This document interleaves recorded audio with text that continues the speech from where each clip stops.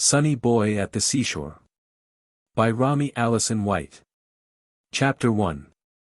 An Unexpected Ride. Oh, Ruth. Oh, Nelson. Oh, who?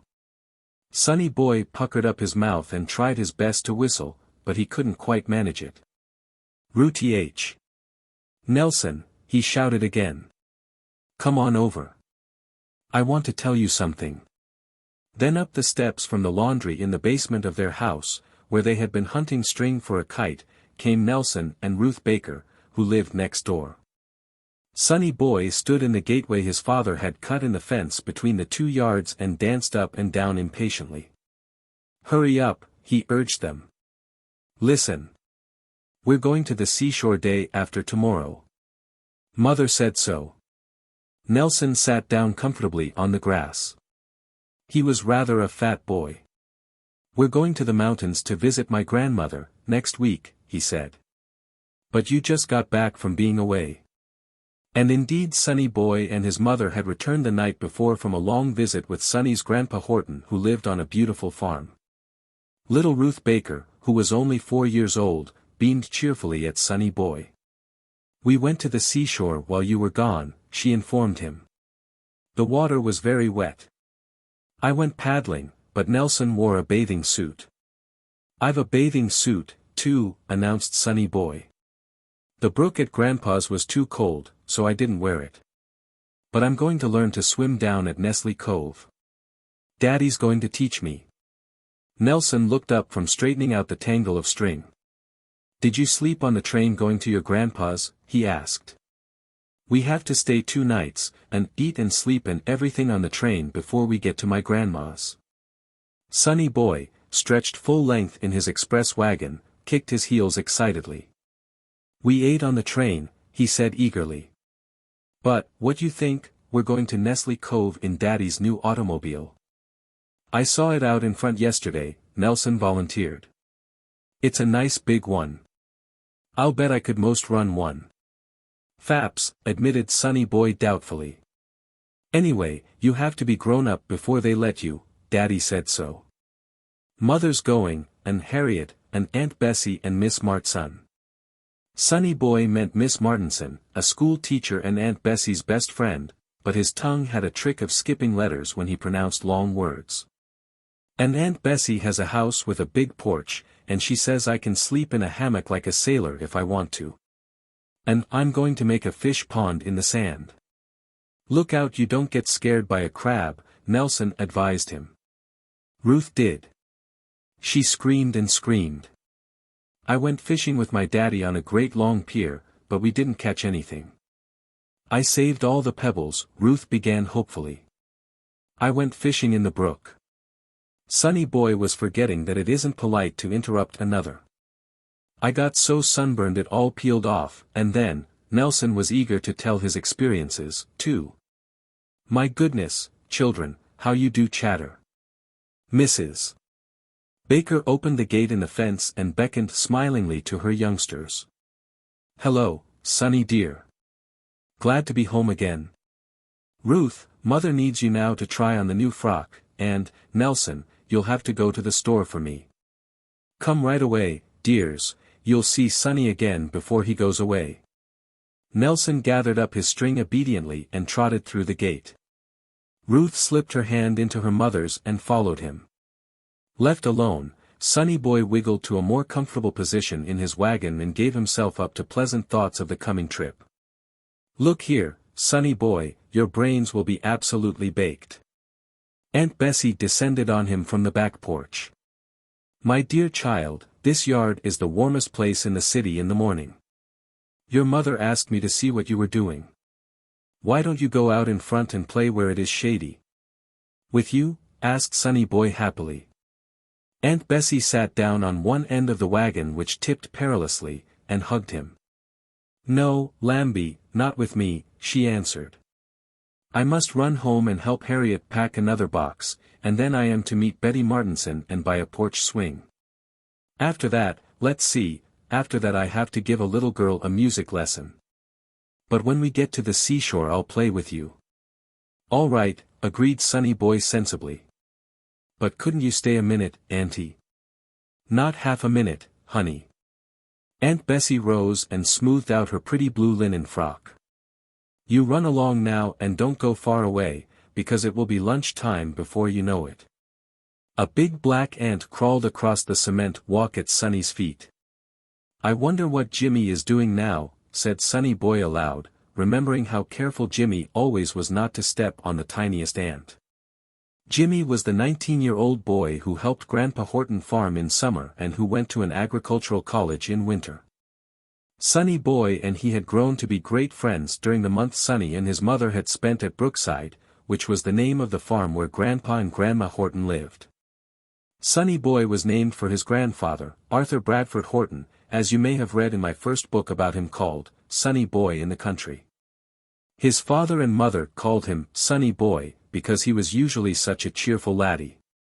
Even when he got into scrapes, and in the month he spent at the farm he lost his grandfather's Liberty bonds and had a horse run away with him, the troubles were somehow straightened out for him and left him smiling again. Now he and his mother had left Brookside and dear Grandpa and Grandma Horton, and with Daddy Horton had come back to their city home to get ready for a visit to the seashore. Aunt Bessie, who was Mrs. Horton's sister, and her friend Miss Martinson had rented a bungalow at Nestle Cove, and they wanted Sonny Boy and his mother to come and stay with them. The sun was blazing down into the backyard, and it really was very hot. Sonny Boy took his wagon down the laundry steps into the house, stopping for a moment to get a drink of water at the sink, on through the front basement hall and up the steps out into the street. Well, you back. The postman, on the steps of the baker's house, smiled at him. Have a nice time.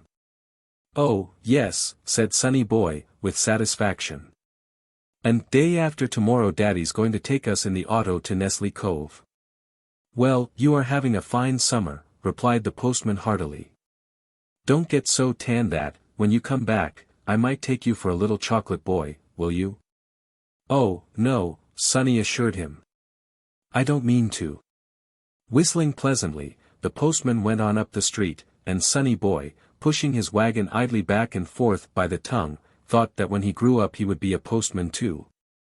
But I don't know whether I'd like to be a postman in the city where I'd see a lot of people and know such a lot of children, or be one in the country, like the postman that comes to Brookside Farm, and ride around all day in a buggy. That would be fun. I could know children in the country, too. There was an awful lot of hatched children, 7 of them. Sonny Boy was thinking of the children of the tenant who lived on Grandpa's farm, and with whom he played while he was visiting at Brookside. Lo, called the girl across the street, sweeping the pavement. Hello, responded Sonny politely. She had red hair and that reminded him of Araminta, the little girl at Grandpa Horton's house. He wished Araminta lived in the city where he could see her every day. Sonny Boy, you will perceive, had what his Aunt Bessie called a wishing fit this summer morning. Out of my way, kid. A thin, freckle-faced boy with the lightest hair and eyebrows Sonny Boy had ever seen leaped from the laundry wagon that drew up to the curb. Haven't any time to fool this morning.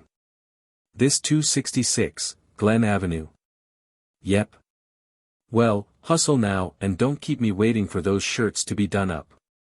Rush order, 2, it is. Sonny Boy had a dim idea that this boy was poking fun at him, and he frowned a little. But Mrs. Horton had heard through the screen door, and she came, bringing the package of shirts. Are you sure they will be returned tomorrow? She asked anxiously. We leave early Thursday morning. Oh, they'll be ready in plenty of time, said the boy reassuringly. Don't you worry, the Star Laundry never breaks its word, we can't afford to. He ran down the walk, tossed the package into the back of the wagon, and hurried across the street to another house. Mrs. Horton laughed. What a very important young man, she said. Well, Sonny Boy, are you having a good time? Where are Ruth and Nelson? They had to go in, answered Sonny Boy. Mother, could I get an ice cream cone? Not before lunch, dear, decided Mrs. Horton. Now I have to finish the mending. Keep out of the sun, won't you? It's one of the warmest days we've had. She closed the screen door and Sonny returned to his express wagon. "I could tie it on back," he said aloud. The laundry wagon was still standing where the freckle-faced boy had left it, and the horse was slowly but surely going to sleep, right in his tracks, as Harriet would have said had she been there to see. His head kept nodding lower and lower, and Sonny Boy privately decided that the only thing that kept it from hitting the asphalt was the big round collar the horse wore. Sonny Boy got up from the step and walked down to the wagon, dragging his express cart behind him. He had often seen other boys tie their toy wagons on behind real wagons, and he knew exactly how it was done. "I'll just pretend," he told himself, glancing up at the windows of the house uneasily. "I won't really go for a ride." There was no one to see him knot the rope firmly and make the express cart fast to the laundry wagon. He climbed in and had a blissfully thrilling moment making believe that he was part of an express train. "I'll be the baggage car," he thought. Toot! Toot! Then from across the street came whirling the breezy laundry wagon boy. This time he had no parcel, but leaped into his seat and took up the reins without going round to the back of his wagon. "G'day P, lazy bones," he cried to the sleepy horse. "What do you think this is, a cab stand?" "G'day P." And Sonny Boy and his wagon moved gently off down the street. He could easily have tumbled out, but that would mean to lose his wagon. And the laundry boy was whistling so shrilly through his teeth that there was no hope of being able to make him hear, even if he called out. Besides, Sonny Boy thought that he might very likely be cross and scold about small boys hitching to his wagon. I don't believe Mother would like it," said poor Sonny Boy forlornly, as the horse broke into a gentle trot. Chapter 2. Ending a busy day. "I know my mother wouldn't like it," said Sonny Boy. The laundry wagon horse was galloping now, urged on by the freckle-faced boy who was singing loudly as the light wagon swayed from side to side. Sonny Boy looked very little and frightened trailing on in his wagon behind. A big brown dog bounced out at him and barked madly. "Go way!" cried Sonny, for the dog reminded him of the fairy-tale wolf with very white teeth and such a red mouth. "Go way, old dog!" Slish! The laundry wagon swerved to avoid another wagon, and Sonny Boy nearly tumbled out. An old gentleman stood on the sidewalk and brandished his cane at him. "Hi, you," he called, "don't you know you're likely to be killed? Why don't the policeman?" Sonny Boy couldn't hear the rest of what he said, but, looking back, he saw the old gentleman still standing on the walk shaking his cane angrily. Sonny Boy was more than willing to let go, but he didn't see how he could. They were nearing the end of the street now, and the houses were fewer with more ground between. "Look behind," an iceman delivering ice called to the laundry boy, at the same time pointing to the back of the wagon. The laundry boy may have looked, but of course he couldn't see Sonny's wagon from where he sat, and he apparently had no intention of stopping his horse to see if anyone was stealing a hitch. Instead he brought the whip down smartly, and the horse leaped forward with a sudden jerk that made Sonny's neck snap. "My land," poor Sonny gasped. It was an expression he had learned from the red-haired Araminta. Goodness knows what might have happened if they had had to turn a corner, or if the rope hadn't broken. But break it did, and Sonny Boy and the laundry wagon parted company just as they came opposite to a vacant lot. Sonny's wagon shot off to one side and, as there was no pavement and no curbing, the wagon kept going until it brought up in a clump of elderberry bushes. "Hurt you, kid?" and a man who had seen him came running across the street. "That's a mighty dangerous way to play, and the littler you are the worse it is. I suppose you've seen the big boys do it. Take my advice and leave wagons alone after this." As he talked, he lifted Sonny in the express wagon out of the bushes, brushed Sonny Boy off neatly. He now stood smiling down at him so good-naturedly that it was impossible to keep from smiling back. "I thought you was scolding," said Sonny Boy, in whose experience people never smiled when they scolded. Sonny Boy suddenly remembered that Aunt Bessie always made big round eyes and a round mouth and held up her hands whenever he said, "You was," and that his mother always looked at him and shook her head just the very least possible bit. But never mind, it was too late to go back and say it differently now, and besides he must hurry on and explain to this nice man who was smiling down at him. "It didn't hurt me, but one wheel's bent," he said. "That's where it skidded across the street," explained the man, bending down to examine the wagon. "Not worth mentioning, though. I'm thankful it wasn't your leg that was bent. Now don't you think you'd better call it a day and go home?" Sonny was willing enough to go home, though he didn't know what the man meant by calling it a day. "I mean that one such adventure's enough for a morning," smiled the new friend, as he saw that Sonny boy looked puzzled. Sonny agreed to this, and they shook hands gravely and the man went on down the street and Sonny in his express wagon headed for home. He found his mother getting lunch, and she was very glad to see him because, as she said, she was lonesome. "We'll have to hurry," she greeted him when he had put the express wagon in the backyard and found her in the kitchen. "Daddy is coming home at 1:30 to help get us ready to go. Have you washed your hands, dear? Well, then you and I will have our bread and milk right here on the kitchen table." Sonny boy enjoyed this. Mrs. Horton spread a little white cloth at one end of the table and they had bread and milk and cold boiled eggs and 4 chocolate cookies, 2 apiece, just like a picnic. The kitchen was the only room in the house that seemed natural to Sonny, anyway. The house had been shut all the time they were staying at Grandpa Horton's, and as they were only going to be home 2 days before going to the seashore, Mrs. Horton said it was not worthwhile to unwrap or unpack anything. "Now we'll wash the dishes," declared Mother, when they had finished their lunch. "Then I'll go upstairs and darn socks while you watch at the window for Daddy." Poor Daddy. No one mended his socks for him while we were gone. Sonny boy helped Mother carry the milk and the butter back to the icebox, and dried the dishes as she washed them. Then he ran down into the yard and hung up the scalded tea towels for her. "Daddy says little boys can help most as much as little girls," said Sonny seriously, watching Mother put the glass pitcher on the high shelf that he hadn't been able to reach. "When Harriet isn't here, do I help, Mother?" "Precious," Mother assured him, giving him a bear hug, "you help me every minute of the day, whether Harriet is here or not. And when you're a man I won't be any more proud of you than I am right now." They went upstairs, Mrs. Horton to darn the neglected socks, and Sonny to watch for Daddy and the new car. "Here he is. I'll open the door." "Oh who, Daddy?" Sonny boy saw the dark blue car draw up before the house and stop, and he banged noisily on the window screen to attract his father's attention. Then he dashed downstairs. Well, who's this young cyclone?" inquired Mr. Horton, catching Sonny boy in his arms and lifting him to his shoulder. "Saw me drive up, didn't you? Where's Mother?" "Upstairs." "Daddy, let's go out in the automobile." "Where you going to keep it?" "Can I drive?"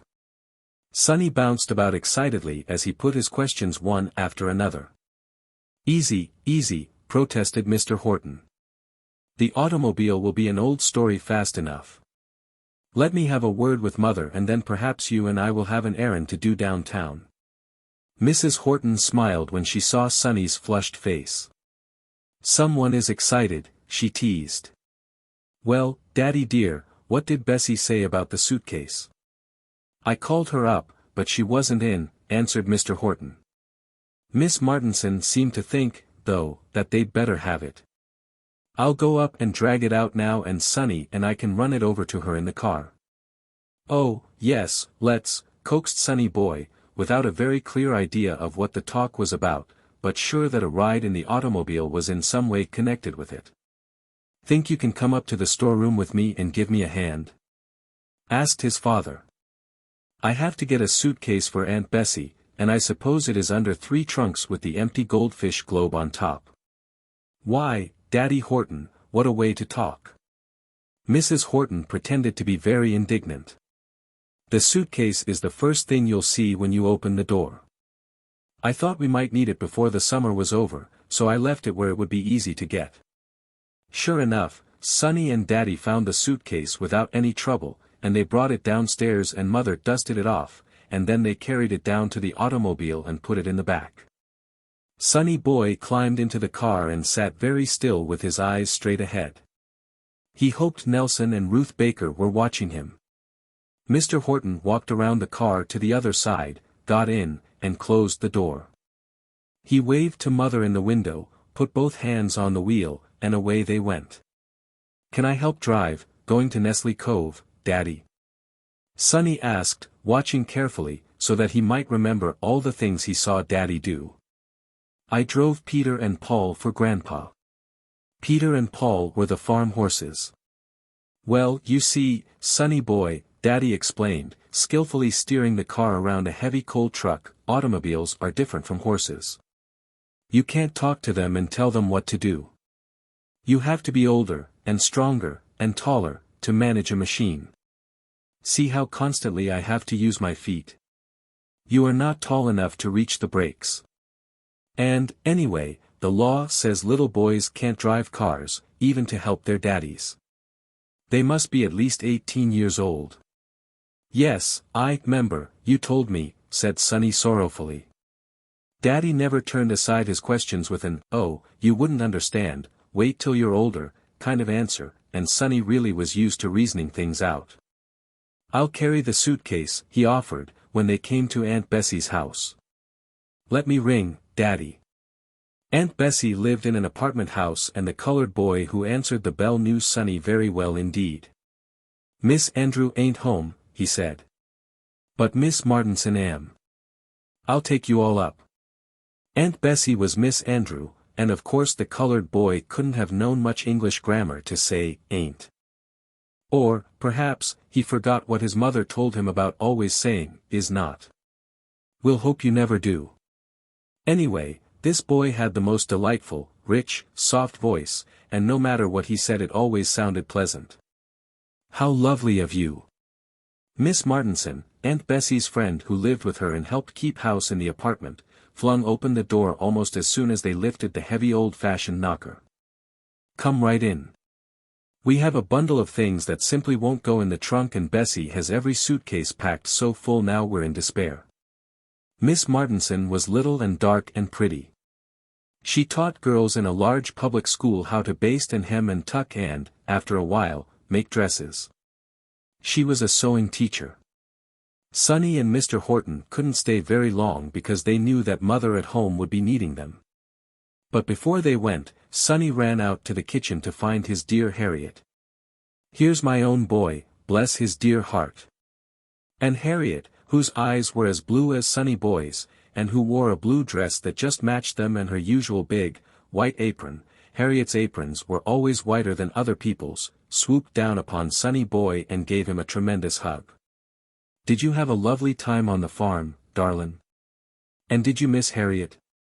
Never mind, we're going to have a fine time down at the sea.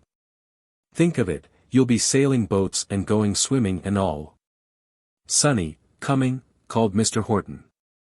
"Here, give this to your mother," and Harriet hastily put a square box into his hands.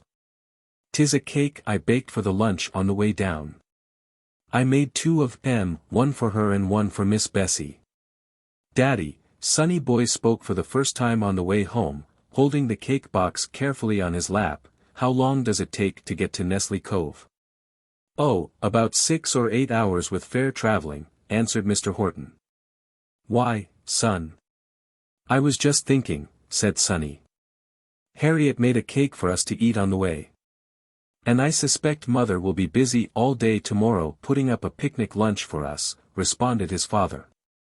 "You see, we'll find a nice shady spot about noon when the sun is too hot to make driving comfortable, and we'll sit down and rest on the grass and eat all those good things up." "That will be fun," agreed Sonny enthusiastically. "There's Mother waving to us now. Does she want something, Daddy?" "Don't get out," called Mrs. Horton, hurrying to them. "The laundryman telephoned Mrs. Baker that their wagon has been in an accident and the clothes are hopelessly scattered. They want you to go down and see if any of yours are missing." Chapter 3. Getting Ready. "Take me with you, Daddy," Sonny Boy begged. "I could see the accident." "There'll be nothing to see," answered Mr. Horton, smiling. I'm only going to the laundry office, and that wouldn't interest you. I think you'd better stay with Mother and help her. All right, agreed Sonny Boy cheerfully, climbing out of the car and holding the cake box carefully right side up. He and Mother went into the kitchen, while Mr. Horton turned the car and went off down the street. "Gee," exclaimed Sonny, watching Mother fill the tea kettle. "Gee. I guess that laundry wagon boy wishes he'd called it a day." "Called it a day?" repeated Mrs. Horton, puzzled. "What do you mean, dear? And is it absolutely necessary that you use gee twice in one sentence?" Sonny Boy admitted that it wasn't. Then, while they waited for the kettle to boil, he told Mother about his morning adventure and the man who had picked him out of the bushes and advised him to call it a day. "Why, you might have been hurt," said Mrs. Horton seriously. "Don't do that again, son. Probably the boy is a reckless driver, or he wouldn't have had this accident, but no driver can watch out for little folks who hitch on behind wagons. Now we'll set the table in the dining room tonight, and go out and wait for Daddy on the front steps." Sonny Boy helped Mother so well that the table was set and everything in readiness for supper, and they had been out on the front steps for nearly 10 minutes before they saw Mr. Horton coming around the corner. Sonny Boy ran to meet him. "Did you walk?" he asked disappointedly. "Where's the automobile? Did you scold the laundry wagon boy?" "I put the automobile to bed," answered Daddy, waving to Mother. "This fall, perhaps, we can build a garage out back of the house. I'll see. But just now a man named Mr. Taggart has to keep the car at night for us." "Did you help Mother?" "Indeed he did." Mrs. Horton held open the screen door for them to go in. "I haven't missed Harriet at all." At the supper table Sonny remembered the accident again. "What did the laundry wagon boy say?" he asked his father. "The poor chap's in the hospital," replied Mr. Horton soberly. "Nothing more serious than bad bruises, they say. I imagine, from the way the superintendent talked, that he's been in pickles before this for careless driving. There were half a dozen of us there, reclaiming stuff. How many shirts was I supposed to have in that bundle, Olive?" 7 and 11 collars, said Mrs. Horton promptly. "Well, only 6 had my mark on M," declared Mr. Horton. "A number of bundles were entirely missing, stolen during the excitement of the crash they think, or hopelessly torn and mangled. He drove right into a big touring car, the police say." "I have to go over to Mrs. Baker's," announced Mrs. Horton when supper was finished. "You'll go up with Sonny Boy, won't you, Harry? He must have a hot bath." "It's day yet," protested Sonny Boy. "I don't have to go to bed till night." "Well, if you're going to get up early in the morning and help me pack stuff in the car, I think you'd better have a nice, hot bath and go to sleep as fast as you can. Of course, if you are not going to get up in the morning, and would rather stay down and wash the dishes, why that's another matter entirely." Sonny Boy giggled. "I'll bath me," he decided. "You sit on the hamper and watch, Daddy." Daddy did sit on the hamper and watch. He also helped with the drying. Then he pulled up the awnings all across the front of the house so that the rooms would be cool during the night. Then he found the woolly dog, that hadn't gone to the farm but that was Sonny's bedfellow when he was at home, and put him in bed with Sonny Boy. "Good night, laddie," Daddy bent down and kissed Sonny Boy. "If you wake up first, come in and call me." When Sonny Boy opened his eyes it was to find the sun streaming in the windows and to hear the locusts singing away for dear life. He got softly out of bed, tucked the woolly dog under his arm, and paddled into Daddy and Mother's room. It was empty. Well, well, here he is. There stood Daddy in the doorway behind him. "Breakfast's almost ready, and we need a certain young man to help us with the sliced peaches and cream, to say nothing of the brown toast Mother's made for us. Come on, and see if you can find the blue sailor suit on the little rocking chair under the window nearest the closet door." The lonesome feeling Sonny had had for a moment when he found his father and Mother had gone downstairs ahead of him, went away, and he hurried to help Daddy find the sailor suit. They knocked over so many things in their search, and laughed so much and made such a great deal of noise that Mother came up and pretended to scold, though really she came to find the suit, tie the tie for Sonny, and brush his yellow hair. "Now if you don't come down to breakfast this minute," she told them when Sonny boy was as neat could be, "well, you can't have any toast, that's all." So they all three hurried down and found plenty of toast, and very good it was, too. "Each one must carry his plate out to the kitchen," ordered Mr. Horton, when they had finished.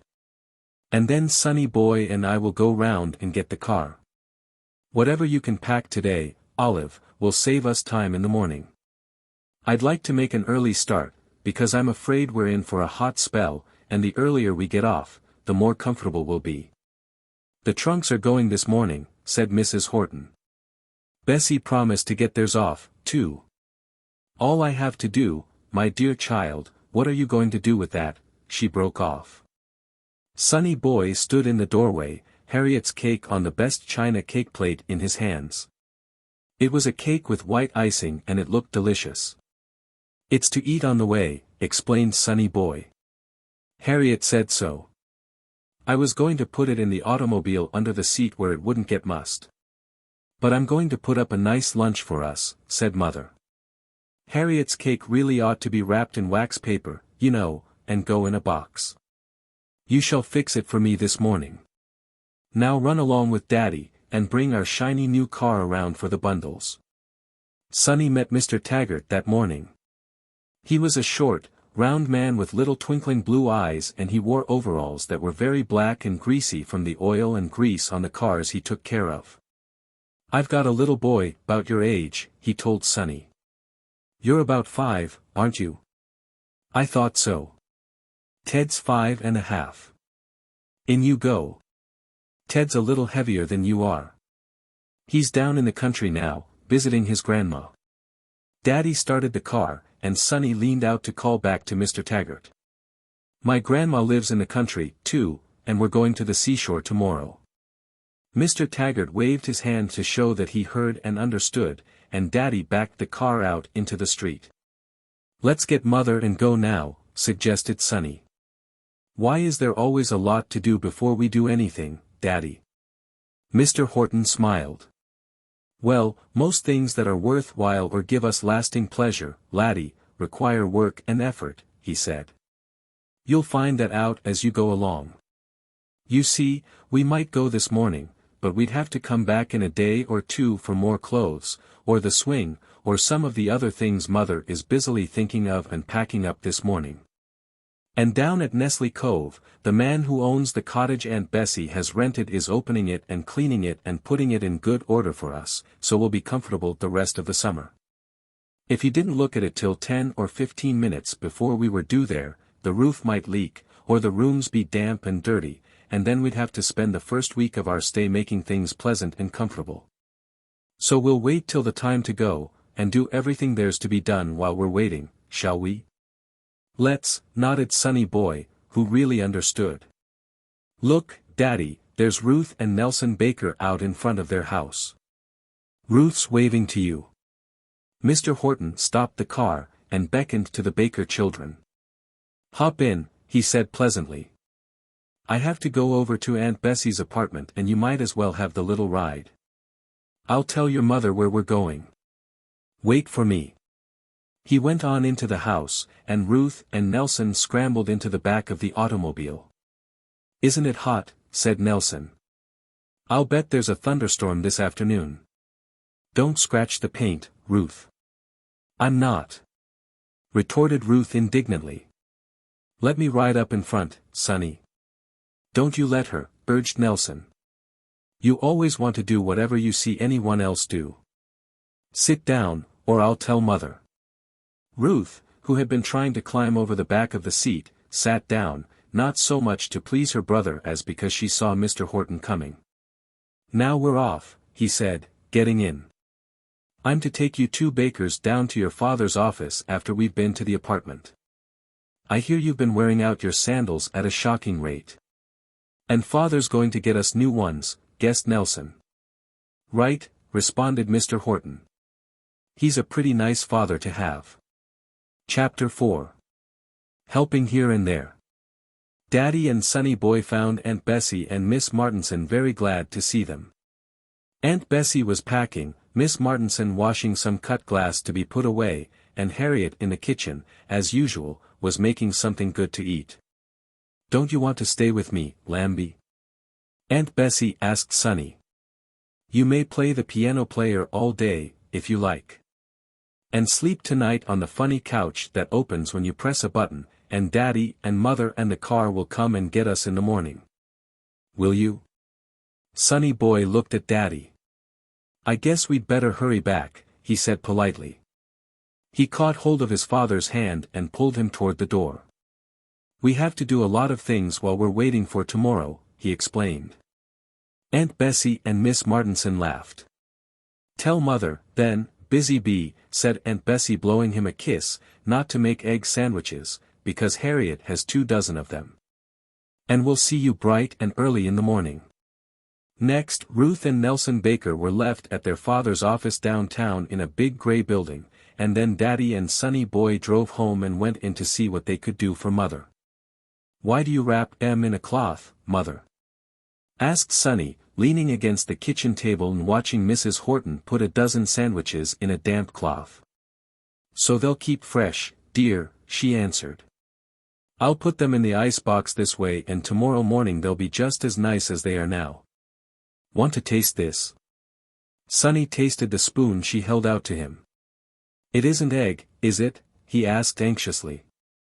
"Aunt Bessie says not to make egg ones, 'cause Harriet did." Mrs. Horton laughed. "It isn't egg," she assured him. "That was minced ham you tasted. I hope all sandwiches don't taste alike to you, Sonny. Now let me see, it's only 10:30. I think I'll go up and put the bedrooms in order. Sonny Boy, if you'll stay here and let the expressman in when he comes for the trunks, I'd like it very much. I want Daddy to tie up some packages for me." Sonny Boy, left alone in the kitchen, inspected the 3 boxes open on the table. Sandwiches filled one, another was evidently for fruit, since oranges were already in it, and the third was for cake.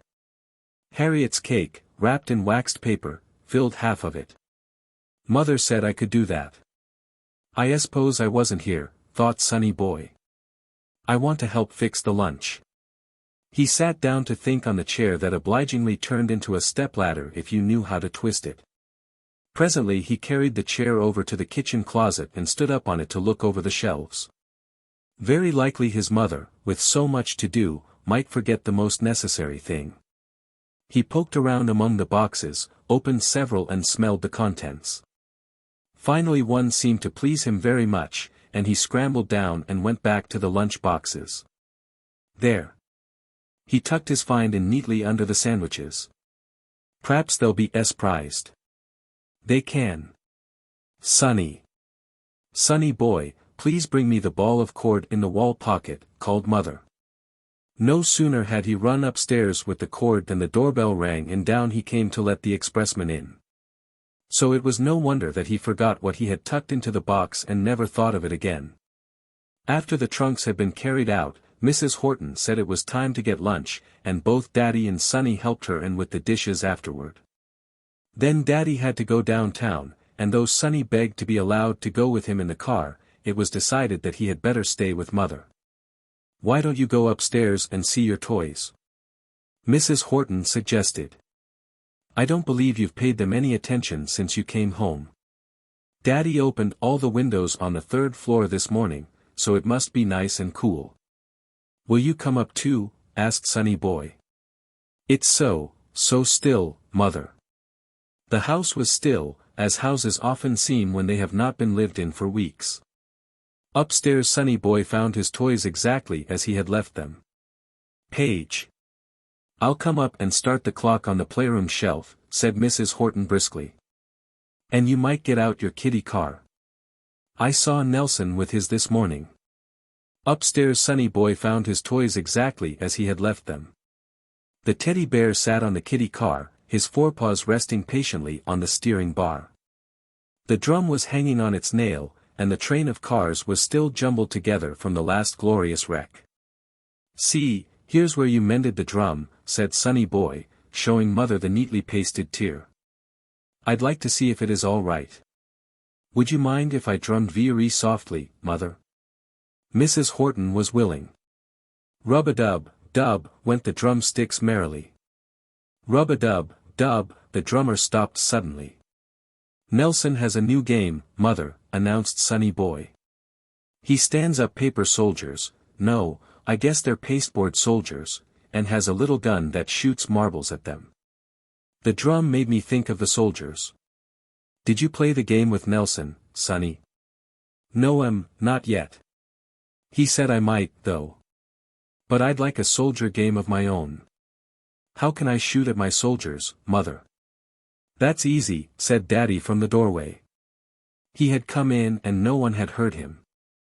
"Stand your soldiers up in a row, Sonny Boy, and roll marbles at them. Olive, will you come down and help me find that old fishing tackle?" Left alone, Sonny Boy got all his paper soldiers out and stood them up in 2 long rows. "Nelson gives the enemy the first shot," he said to himself. "He thinks that's polite. So I'll let the enemy roll first." A white marble rolled over the rug and knocked a corporal and 2 privates flat. Quick as a flash the other side fired, and a black marble bowled over 3 of the enemy. Between firing, the drum, tied round the teddy bear's neck for the sake of convenience, was heard in a lively tattoo. "That's the signals," announced Sonny Boy to the hobby horse that, as Daddy often said, looked as though he smelled gunpowder. 3 beats means to advance. That's the way they did when Grandpa went to war. Bang, another enemy went down, carried away by a green glass marble. "I wish Nelson was here," said Sonny Boy earnestly. 2 sides could fire at once then. Still, he managed to have a pretty good time without Nelson, and when Daddy called him down to supper he put the soldiers back in their box reluctantly. "Which side won?" smiled Mrs. Horton at the table. "Well, you see," explained Sonny Boy carefully, "neither really won, Mother."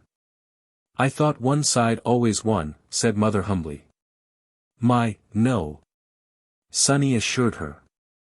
"When Daddy called me there were ever so many soldiers alive yet." "The ammunition." "Yes'm, the ammunition gave out. But we used to use our marbles over and over," said Mr. Horton.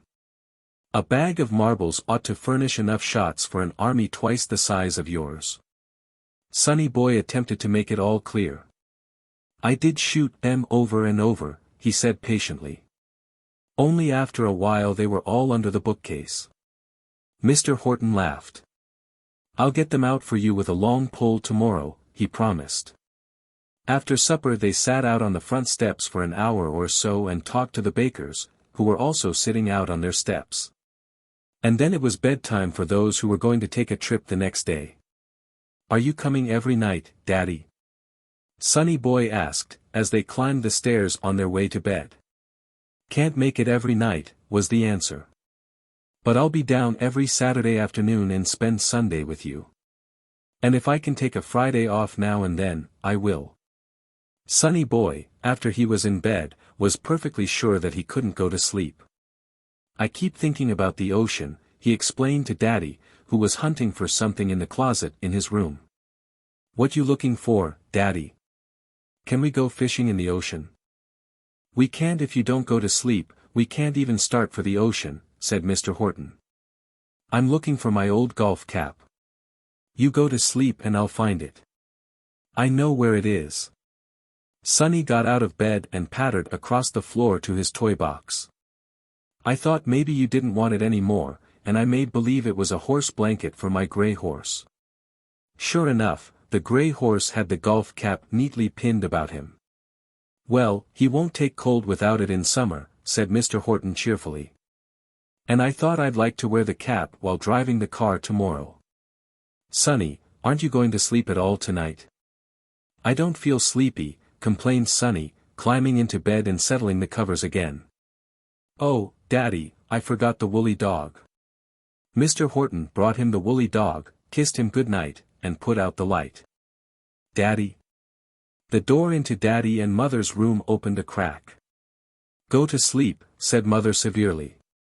But, Mother, I just have to ask Daddy one question. Then I will go to sleep, honest. So Daddy came in again and sat on the edge of the bed. Daddy, Sonny sat up in bed so that he could see him better, for the light from the street lamp shone across the room. Daddy, does a crab bite? It does, said Mr. Horton. I'll take you crabbing and you'll see how it does it. And now? Now I'm going to sleep, said Sonny hastily. He just closed his eyes for a second and turned over in a more comfortable position. And then, all aboard for Nestle Cove. There stood Daddy in the middle of his room, calling to him. The sun was shining, and, yes, it was morning. What do you know about that, said the bewildered Sonny boy. I wasn't going to sleep that minute. But you did. And in an hour we're to start, Mr. Horton told him. Mother has already gone downstairs. We'll have to hustle, for we have to go get Aunt Bessie and Miss Betty and Harriet, you know. Let's see who can get dressed first. Chapter 5. Sonny Boy's Surprise. Daddy wasn't dressed first because he stopped to help Sonny Boy, who had lost one shoe and simply couldn't find it. Finally Sonny discovered it under the bed, and he had it on and laced and the other shoe done, too, before Daddy was ready. Then they raced downstairs, and both tried to kiss Mother at once. You crazy boys, she said, laughing. I suppose you'll be too excited to eat breakfast. Hurry. Sonny Boy. Why, how you do act. Come now, I'm going to put the eggs on to boil. Sit down and eat your fruit, and stop bothering me. Sonny could have skipped breakfast without a murmur. Indeed, he suggested that they shouldn't waste time doing the same old thing they did every day. He wasn't hungry, so why not start out right away? Well, if you don't want to eat, I do, said Daddy. You wouldn't want me to faint away from hunger while I was driving the car, would you? I thought not. And if you have your eye on those lunch boxes Mother has for us, you'd better eat breakfast just the same. I might eat all the lunch up and then you'd be sorry you missed this buttered toast. So Sonny Boy did his best to eat, and he really managed pretty well. After breakfast there was a great scurrying about. Mother washed the dishes, Daddy dried them, and Sonny put them away. All the food that was left in the house was put into a little basket and left with Mrs. Baker for the washerwoman who came to wash for her every Wednesday. She was a tall colored woman, and Sonny knew her. They often talked over the fence. I have 7 children, she used to say. And I keeps 13 hens and 1 rooster. I can use every scrap of food, yes'm. Don't you ever throw away nothing that can be eaten. So Mrs. Horton was always careful to set aside all the leftovers she couldn't use for Molly. Now while Daddy is fastening the windows and locking up, we'll be putting on our new linen dusters, said Mrs. Horton. Let me see, have we forgotten anything?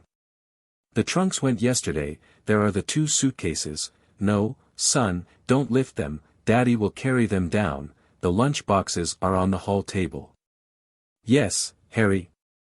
Mr. Horton on the 3rd floor was calling her. Olive, there's a fly in this room, he'll starve to death this summer.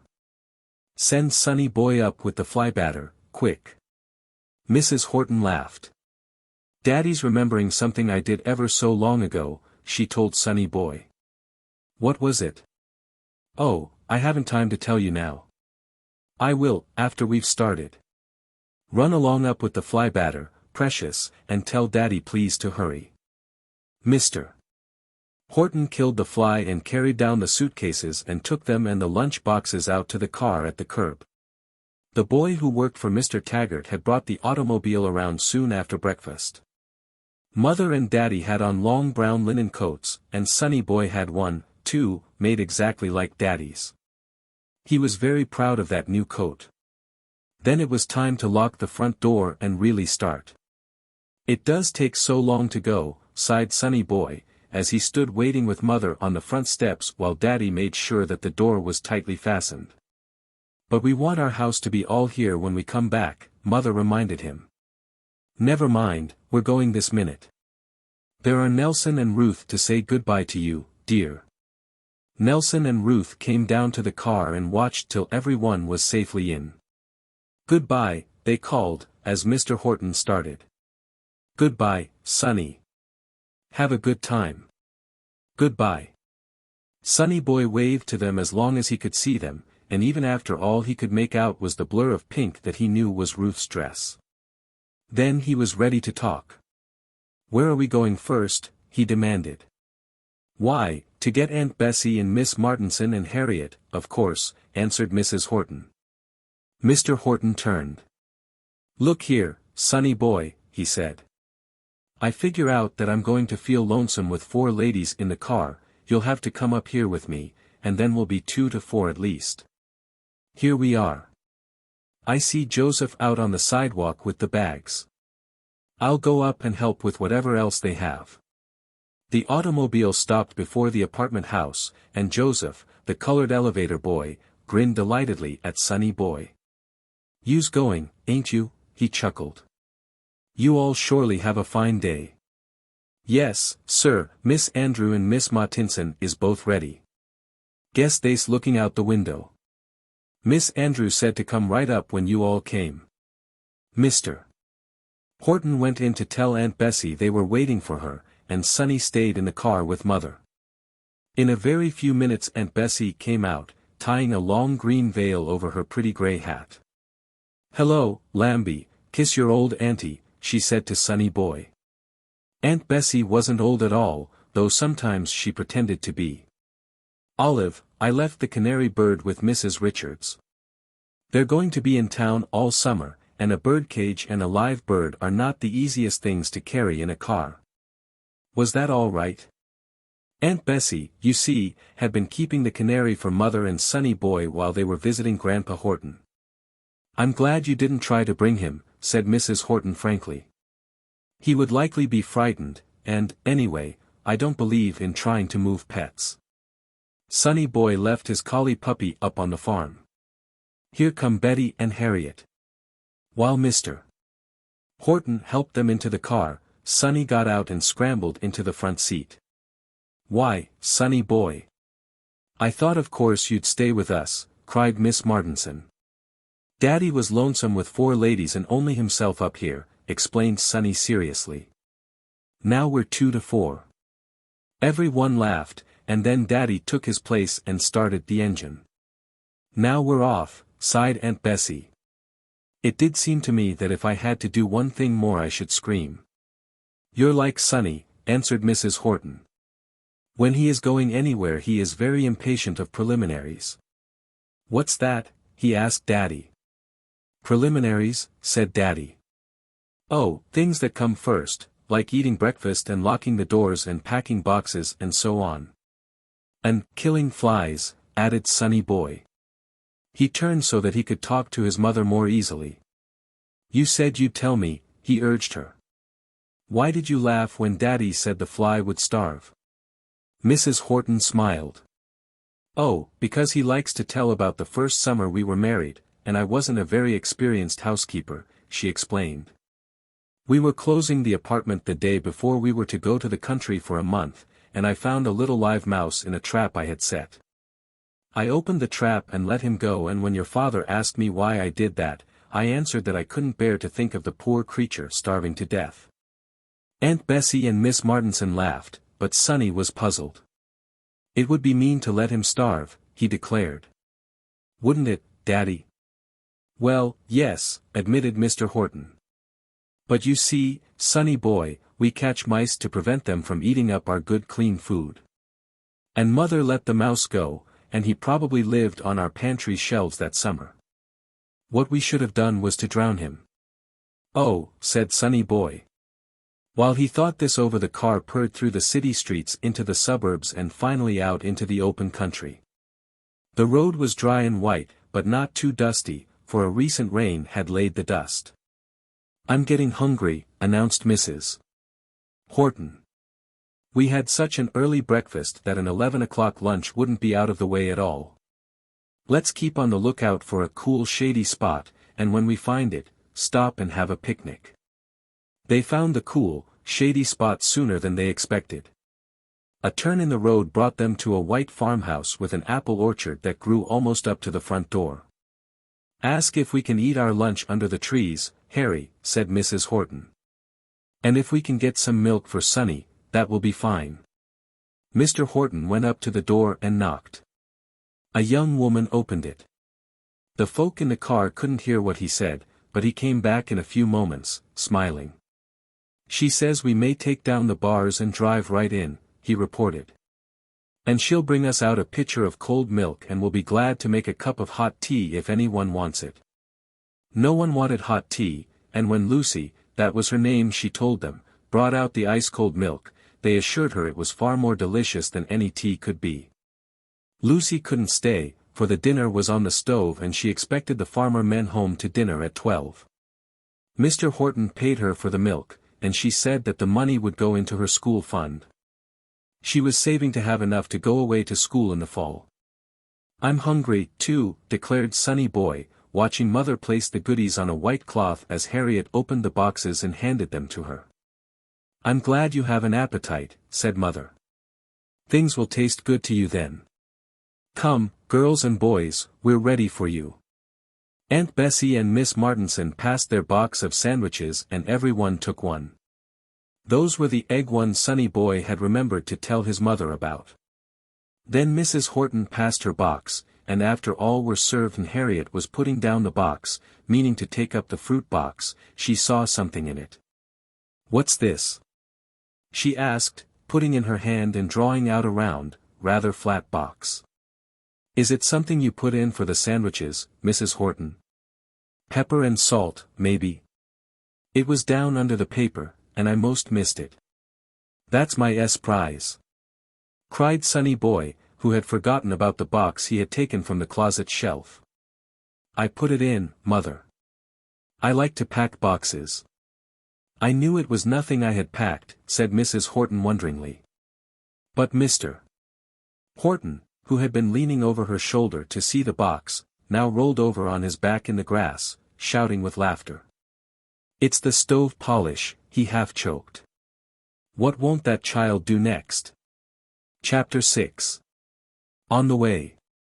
"It's a prize," Sonny Boy insisted, his lower lip trembling. Aunt Bessie and Miss Martinson were trying not to laugh. Harriet looked completely mystified. Mr. Horton was wiping his eyes. Sonny Boy looked at his mother. She wasn't even smiling. Her clear, direct gaze met his squarely. "What's it for, precious?" she asked quietly. "Tell us why you put it in the lunch. You didn't know it was stove polish, did you?" "No, course not," returned Sonny eagerly, glad to find someone sensible enough to understand. "I thought it was licorice 'cause it smelled so good when I opened the box. And it was on the shelf, Mother. I did that closet in kind of a hurry," admitted Harriet. "I guess plenty of things are not in the right place. And so you thought it was something good to eat, and we could maybe spread it on our bread, did you, Sonny?" Harriet began to laugh. It usually took Harriet a long time to see a joke, and when she did begin to laugh she never stopped very quickly. The more Harriet laughed, the funnier it seemed. Presently everyone, even Sonny Boy, was laughing with her. And by the time they had their laugh out, and had eaten the rest of that picnic lunch, it was time, Mr. Horton said, to think about starting again. Lucy was at the gate as the car backed out, and she and Mr. Horton and Sonny Boy put the bars up. She waved them goodbye as they rolled down the road. "She's never seen the ocean," remarked Mrs. Horton. "I've her name and address. She asked me if anyone ever wanted somebody to help out down at the cove this summer to write her. If she's saving money for school, she might make some this summer," agreed Aunt Bessie thoughtfully. "We'll remember that." "Has Sonny Boy ever seen the ocean?" asked Miss Martinson. "Yes," that small person assured her. "Twice when I don't remember, and twice last year. Mrs. Hadley took us down in the automobile. I went in waiting." Mr. Horton, whose eyes were on the road ahead, suddenly put on his brakes and stopped the automobile. "Can we help?" he asked. Sonny Boy had turned in his seat to speak to Miss Martinson and so had not seen the car ahead of them. Two men were working over the engine, and a lady and a little girl sat in the back. "We're stumped," said one of the men with a smile. "Been here half an hour." Mr. Horton jumped out and went over to them. Sonny Boy, curled up in the seat, smiled vaguely at the little girl, who smiled back. Somewhere, hidden in the trees along the roads, insects were humming. A faint wind rustled the dry, dusty grass. The engine of the other car started chugging with a gay, determined sound. Mr. Horton shook hands with the men and came back to the car. "Mother," he said carelessly, putting his tools away in the box, "I think someone is going to sleep." Sonny wondered who was going to sleep, and who was lifting him over the back of the seat, and whose lap was so soft, and why, and what, and then. "Well, precious, you've had a nice little nap. We're almost at Nestle Cove. Sit up, and smell the salt in the air," said Mrs. Horton. Sonny Boy rubbed his eyes. He had been asleep. "Harry," Mrs. Horton leaned forward, and touched her husband's arm. "There's a little inn, couldn't we stop there a minute? We'd like to look halfway presentable when we go through the town. Everyone will be out on the porches, you know. And my hair's a sight," declared Aunt Bessie positively. "I would like to wash my face," announced Miss Martinson. "Old man, what do you want to do?" asked Mr. Horton, turning the car into the pretty white driveway bordered on either side with dazzling white clam shells. "I could eat," ventured Sonny Boy cautiously. "My sentiments exactly," agreed his father. "But we'll have an early supper," protested Mrs. Horton. "I'd rather you waited, Sonny Boy. The time won't seem long." "Well, but, Mother, couldn't I have an ice cream cone?" asked Sonny Boy. "Time is quicker when you have a cone." "Yes, Mother," teased Mr. Horton. "Time is ever so much quicker when we have a cone. Please, Mother." Mrs. Horton laughed. "We'll all have cones," she decided. "First we'll get tidied up, and then we ladies will sit down a minute on this charming front porch and rest, and you and Sonny Boy may bring us the cones." So they all went upstairs, and a lovely little old lady with red cheeks and white hair, brought them clean towels and warm water, and showed them into a tiny bedroom with pretty chintz curtains and furniture to match. Sonny was ready first, and he came downstairs to find Daddy awaiting him. "And now we can buy the cones," they both said happily.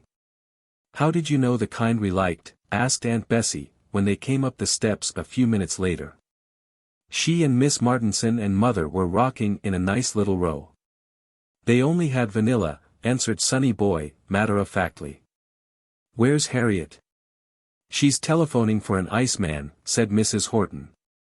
"Isn't she good, Harry? She wanted us to have ice tonight, and the proprietor of the inn gave her the name of the man in town who sells ice. We'd better hurry, or we'll find it melting on our front doorstep." Harriet came out in time to get her ice cream cone, and then they went back to the automobile again and got in. "Smell the ocean now," said Mr. Horton, as he turned the car around. "We're going through the town now, Sonny Boy. You look about and decide what you want to do when I come down again and we come over for a little fun." Sonny watched with interest. First they went through very clean, straight streets, with small square lawns before the houses, like little green pocket handkerchiefs, Aunt Bessie declared.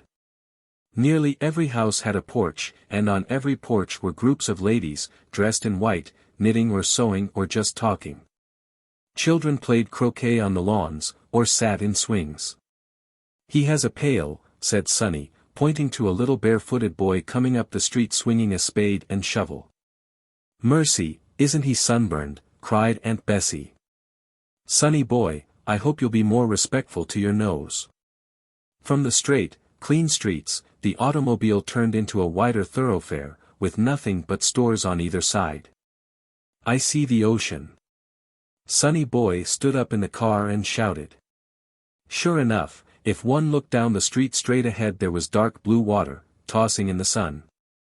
"There's where you can buy your pail and shovel," said Harriet, pointing out a one-story shop with tin pails and shovels hanging up in its doorway. "See all the children," said Sonny Boy suddenly. "Are they going to the movies? And oh, look, Daddy." "Well, what do you know about that?" and Mr. Horton slowed down the car in surprise. That was a merry-go-round on a vacant lot next to a brown frame building marked Post Office. The organ was playing merrily and the children on the prancing animals waved gaily to Sonny Boy as they spun round. A crowd of youngsters, tickets in hand, stood awaiting their turn. "Let's go on it," suggested Sonny. "Not this afternoon," replied his father. "You see, I think we really should get to where we are going first, don't you? I understand the ice is likely to melt and drown the whole house if we don't hurry." "And it's 5 now," said Mrs. Horton, glancing at the pretty watch on her wrist. "You'll have plenty of chances to ride this summer, Sonny." And when Sonny Boy saw the sea on the other side of the road he quickly forgot the merry-go-round. Nestle Cove was really divided into 3 parts. There was the town, through which they had just passed. There was a beautiful stretch of shore road, with the ocean on one side and sand dunes, with dark pines back of them, on the other. And then the road led into the bungalow colony where the cottage Aunt Bessie and Miss Martinson had rented stood. "We're some distance from the town," Aunt Bessie remarked, as they saw the roofs of the bungalows and cottages beginning to appear. "But this is one reason Betty and I liked it. There's a jitney that runs every half hour anyway." Sonny was watching the waves that ran up the beach almost to the edge of the road, but never quite. Always they seemed to think better of it and go rushing back into the sea again. "I see shells," he remarked, standing up to see better. "And pebbles and fringe." "Seaweed," corrected Mrs. Horton. "Oh, you'll have the best of times, dear. And you'll have Daddy to play with all day tomorrow. Think of that." Mr. Horton looked back at Aunt Bessie. "How does one know one's new house?" he inquired seriously. Aunt Bessie stared, then laughed. "I haven't the slightest idea how it looks," she confessed.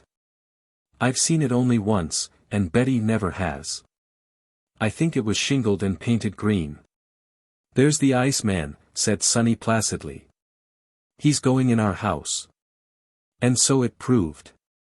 Harriet had given the Iceman the address, and he had found the house without a bit of trouble. Aunt Bessie's key fitted the front door, and that was another sign they had found the right house. And before they had taken off their hats, the wife of the owner came in to explain that she had had the windows up all day so that the place would be cool and airy for them, and then they knew they had the right bungalow. "Why is it a bungalow?" asked Sonny, out in the small garage at the back of the house, where he had gone to help his father put up the car. "That's the name of it," said Mr. Horton, busy with folding and putting away the robes and curtains. "Is a bungalow a house?" persisted Sonny. "Yes," answered Mr. Horton. "When all the rooms are on one floor, it is called a bungalow. You'll like sleeping on the first floor, Sonny Boy. We can fall out of the window for an early swim and no one will miss us. And now let's go in and offer to set the table for supper. Perhaps we can hurry things up." Chapter 7. A Day with Daddy. After supper that night, Sonny Boy had a dim idea that he would like to go down and look at the ocean, in the dark, as he said. But Mr. Horton announced that he was going to bed and get up early in the morning, so Sonny decided that perhaps after all that was the wiser plan. As usual, he went to sleep at once and woke up a minute later, or so it seemed to him. The sunlight was very bright and there was a great deal of it in the room.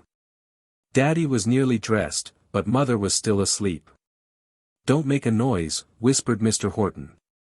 "I thought we'd have a little swim, but I guess the bathing suits are in the trunks. They're in the hall and not unlocked yet.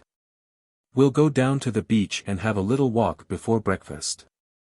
Sonny Boy struggled into his brown linen sailor suit, Daddy helping him with the most stubborn buttons, and together they stole out of the house. Not even Harriet was awake. "Is it dreadful early?" asked Sonny curiously, and whispering, because he felt so strange. Mr. Horton laughed. "It's 6 o'clock," he answered. The sun has been up a long time. Some morning you and I must struggle up to see a sunrise, Sonny boy. Ah, there's the sea. Doesn't it sparkle this morning? The little waves were running up and down, just as Sonny boy had seen them yesterday. He wondered if they had done that all night, and then he knew they had. The last thing he had heard the night before was the dull roar of the waves as they broke on the sand, and he had heard it that morning, too. The sea, he thought, never rested. There's a little girl, Daddy. Sonny's quick eyes had spied a small figure farther down the beach. What's she got in her box? You ask her, suggested Mr. Horton. She probably lives in one of the cottages, and you'll want to be friends. Ask her what she is doing. They walked down toward the little girl, and when she heard their feet in the sand she turned. She was a pretty child, with big brown eyes and short, curly, brown hair. She smiled at Sonny boy and her smile showed that several front teeth were missing. This made her lisp when she talked. Lo, she said pleasantly. Are you hunting fells?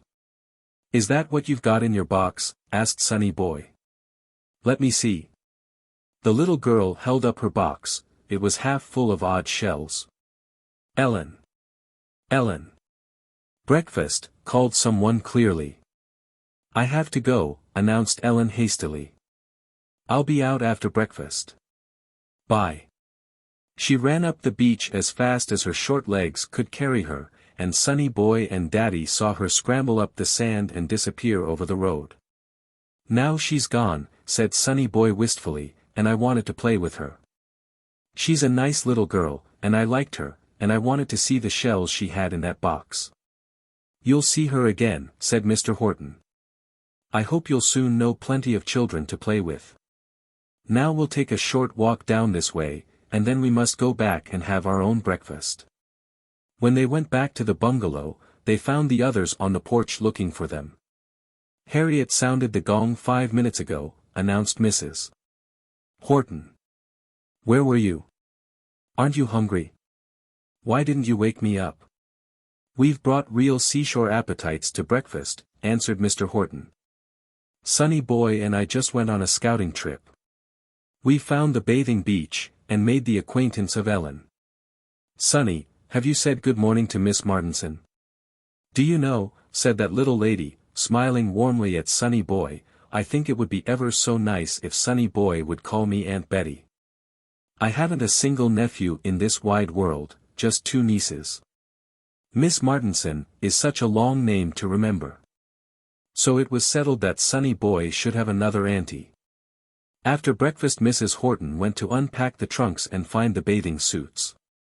Aunt Bessie and Aunt Betty volunteered to make the beds. Harriet and a big basket took the jitney for town to buy things to eat, and Sonny boy and Daddy were told to go and amuse themselves till lunchtime. We'll surprise them, declared Mr. Horton, leading the way to the garage. I have a package they don't know about and you and I will take it down to the beach and then we'll see what Mother and the aunties say. This mysterious bundle Mr. Horton had spoken of was long and thin and rather heavy. They found it on the floor of the automobile where it had not been noticed because of the many other bundles and luggage they had carried with them. What is it, Daddy? Asked Sonny boy as he took one end and Mr. Horton the other, and they headed for the beach. It's a secret, was all Daddy would say. Down on the beach, he laid it in the sand, and, taking out his strong pocket knife, cut the heavy string. Why, it's only umbrellas. Sonny's voice sounded disappointed. Mr. Horton chuckled. Yes, but you wait, he advised.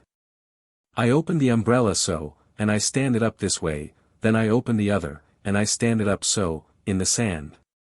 And now when Mother and Aunt Bessie and Aunt Betty come down with their fancy work, they have a fine, shady place to sit and sew.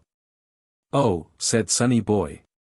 Secretly, he didn't think those large white canvas umbrellas were very much fun, but when, a little later, his mother and aunts came down to the beach, they were delighted. And before the summer was over Sonny himself had spent many a hot afternoon under their comfortable shade while his mother or Harriet read aloud to him. After the umbrellas were in position, he and Daddy strolled up the beach. Sonny Boy soon took off his shoes and stockings, and then he could walk along the edge of the water and let the waves come up over his feet. "There's Ellen," he cried presently. "I know, 'cause she has on a yellow dress. And there's a little boy with her. Look, Daddy." Ellen saw them, and waved her hand. "Lo," she called, running up to them. "This is my brother, Ralph. Are you going bathing?" "When Mother finds the bathing suits," Sonny assured her. "Come on wading. That's heaps of fun." Ellen shook her head. "Can't today," she responded briefly.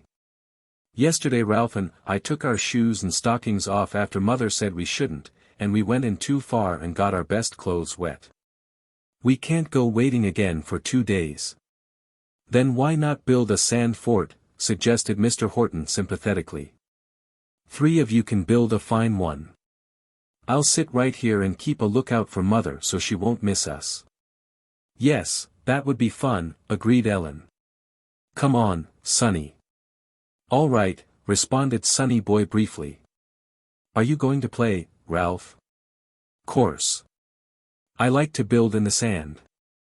The 3 children set to work to build a fort, and as Sonny Boy could go down and scoop up water in Ellen's pail, they had plenty of damp sand to make the walls shape well.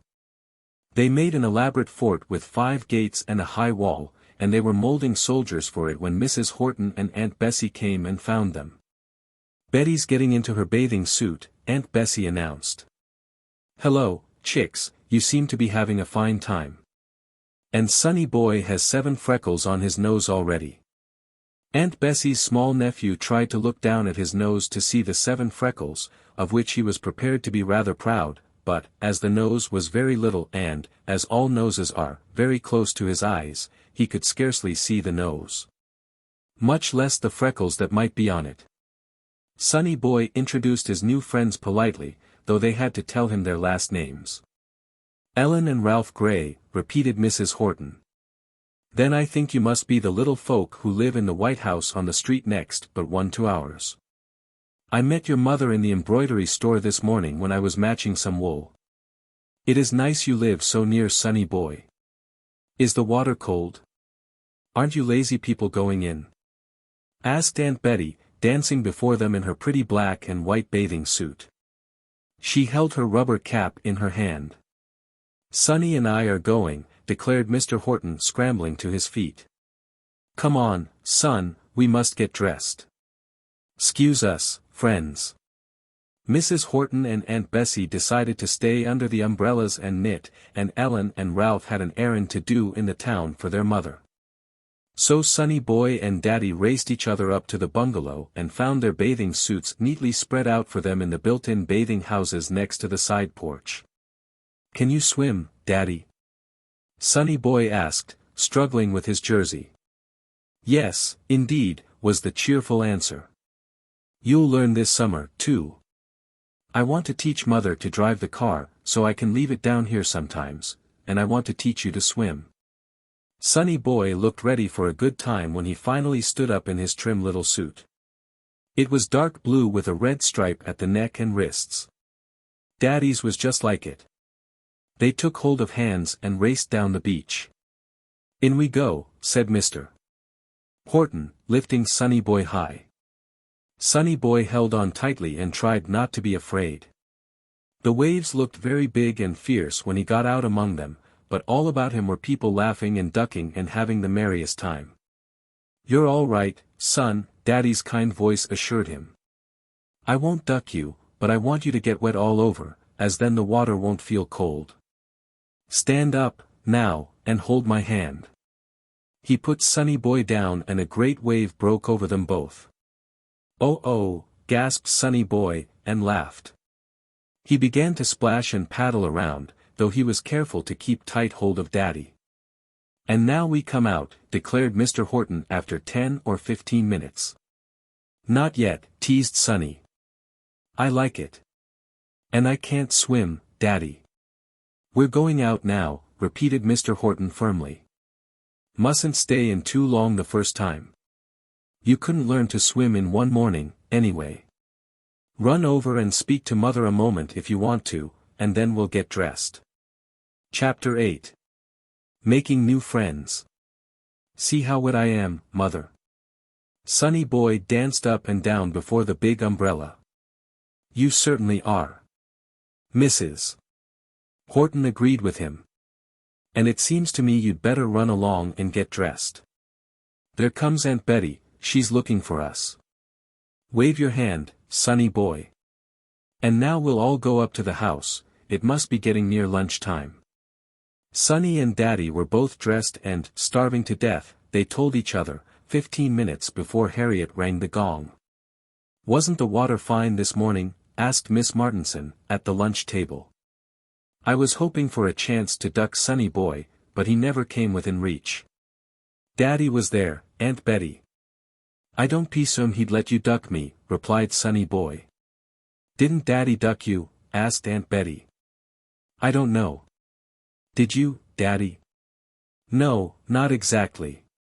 Instead of putting you under the water, ducking you, we let the water cover us, heads and all. You see, it would not be very bad to be ducked. What do you say to a drive this afternoon? Said Mr. Horton.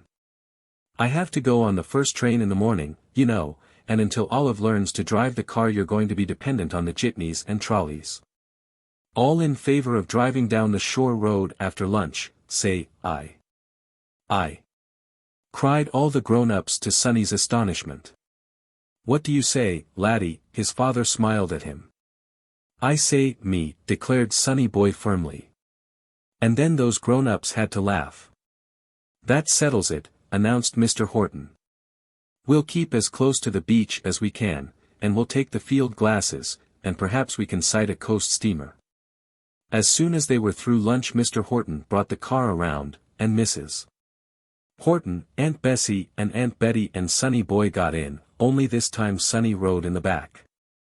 Mrs. Horton wanted to learn to drive herself, and she meant to watch her husband and see what he did. Sonny Boy was secretly hoping for another glimpse of the merry-go-round, but they drove in the opposite direction and did not go through the town at all. Now you take the wheel, said Mr. Horton, stopping the car on a smooth straight stretch of road. So Mrs. Horton exchanged seats with him and drove, very slowly and carefully. Just as well as Daddy, Sonny Boy encouraged her. And indeed, before the month was half gone, his mother was able to drive the automobile as well as his father. She soon tired of the excitement this afternoon, though, and was glad to give it up and come back into the tonneau with Aunt Bessie and Miss Martinson. Sonny Boy then slipped into the front seat. I see a ship, he shouted a moment later. Sure enough, there against the sky they saw the outline of a ship with 3 funnels, or smokestacks, as Sonny called them. The meadow glasses, Mother, he cried. Daddy's meadow glasses to see the ship through. Field glasses, laughed Aunt Betty. Sonny Boy is thinking of the meadows he played in at Brookside Farm, explained Mr. Horton. Sonny Boy, screwing his eyes to look through the glasses, nodded. Daddy always understood what he meant to say. I see men on it, he announced. Then everyone looked and saw the sailors walking about the decks of the vessel. Sonny Boy was much interested, and as Daddy drove on he asked a great many questions about the sea and ships. He rather thought he should like to be a sailor when he grew up. Either that, or an aviator. Buzz zz. A great droning sounded back of them. Mother, mother, mother. Sonny Boy shouted at the top of his lungs. It's an airplane. It was, too, a beautiful, graceful, swift airplane that came out of the sky and sped over them and was gone almost before they knew it. You'll see ever so many of them this summer, Mr. Horton said, when his family were sitting down properly in their places again. You know how every one stands up and tilts his head backward to watch an airplane. That was the end of adventures for that afternoon, though they drove several miles further along the road that followed the line of the beach closely. They got back to the bungalow just in time to freshen up a little before Harriet announced that dinner was ready. What are we going to do tonight? Sonny Boy asked pleasantly, playing that a piece of bread was a fish and his spoon a net. Daddy laughed. "Why, I think you're going to bed," he answered, gazing intently at the bowl before Sonny Boy and the spoon which threatened to spatter milk presently. "I may take Mother down to the beach to see the moon a little later, but we are all going to bed early. I have to go back to the city early, you know." "I wish," said Sonny Boy earnestly. "I wish you would stay and play with me all the time, Daddy, oh, my." For the spoon had slipped and a great splash of milk went on Harriet's spandy tablecloth. "That's a 2-cent spot, isn't it, Mother?" asked Sonny Boy sadly. But Mother shook her head. "We'll not begin to count till tomorrow," she said kindly. "Only, do remember what I've told you about playing with your food, Sonny Boy." You see, Mother and Sonny Boy had decided that when a boy was 5 years old and came to the table just like other folks, he shouldn't make any more crumbs about his chair, or spill any food on the tablecloth. If he went a whole week without getting a spot on the cloth, Mother put 10 cents in his Christmas bank, and for every spot he had to pay a little fine. That is, he had to give up a part of the 10 cents he would otherwise have earned. "Great big splashy spots are 2 cents, Sonny Boy explained to Aunt Betty, who had not heard of the plan. "Little spicky spots are only half a cent. And things that you can't help spilling, like huckleberries and blackberries and cranberry sauce, don't count at all." After supper Sonny Boy was so tired and sleepy that, although he said he wanted to go down on the beach and see the moon, he knew in his own mind he'd go to sleep walking there. And he stumbled down the hall and into his pretty bedroom and went to sleep on the bed without even taking off his shoes. Daddy undressed him, only waking him as he kissed him good night. "I may be gone before you're awake, laddie," he whispered. "But you know I'm coming down next Saturday, and we'll have great times. You're the man of the house while I'm away, remember." "All right," sighed Sonny Boy drowsily. In the morning he remembered and jumped out of bed to find Daddy and love him a little more before he should hurry away to catch his train. "He's gone, precious," was Mrs. Horton's greeting when he pushed back the curtain that hung between the 2 rooms. "Come and get into bed with me a minute. Daddy was off at 5 o'clock this morning." "Breakfast?" "Yes, I made him nice hot coffee and toast. And now I smell Harriet's bacon. You and I had better hurry." While they were eating breakfast, a small nose was flattened against the dining room screen door. "Is Sonny Boy there?" asked a voice. "Can he come out and play? My cousin from Fenner is visiting us and we want to build a fort." "It's Ellen," said Sonny Boy. "Could I be excused, Mother? I ate all my oatmeal and everything." "Where are you going to be?" asked Mrs. Horton, smiling at Ellen.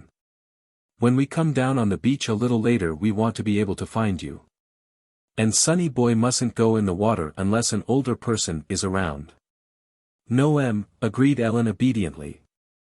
"We can't go in either, not till tomorrow. Not even waiting. We'll play down at the edge of the old pier.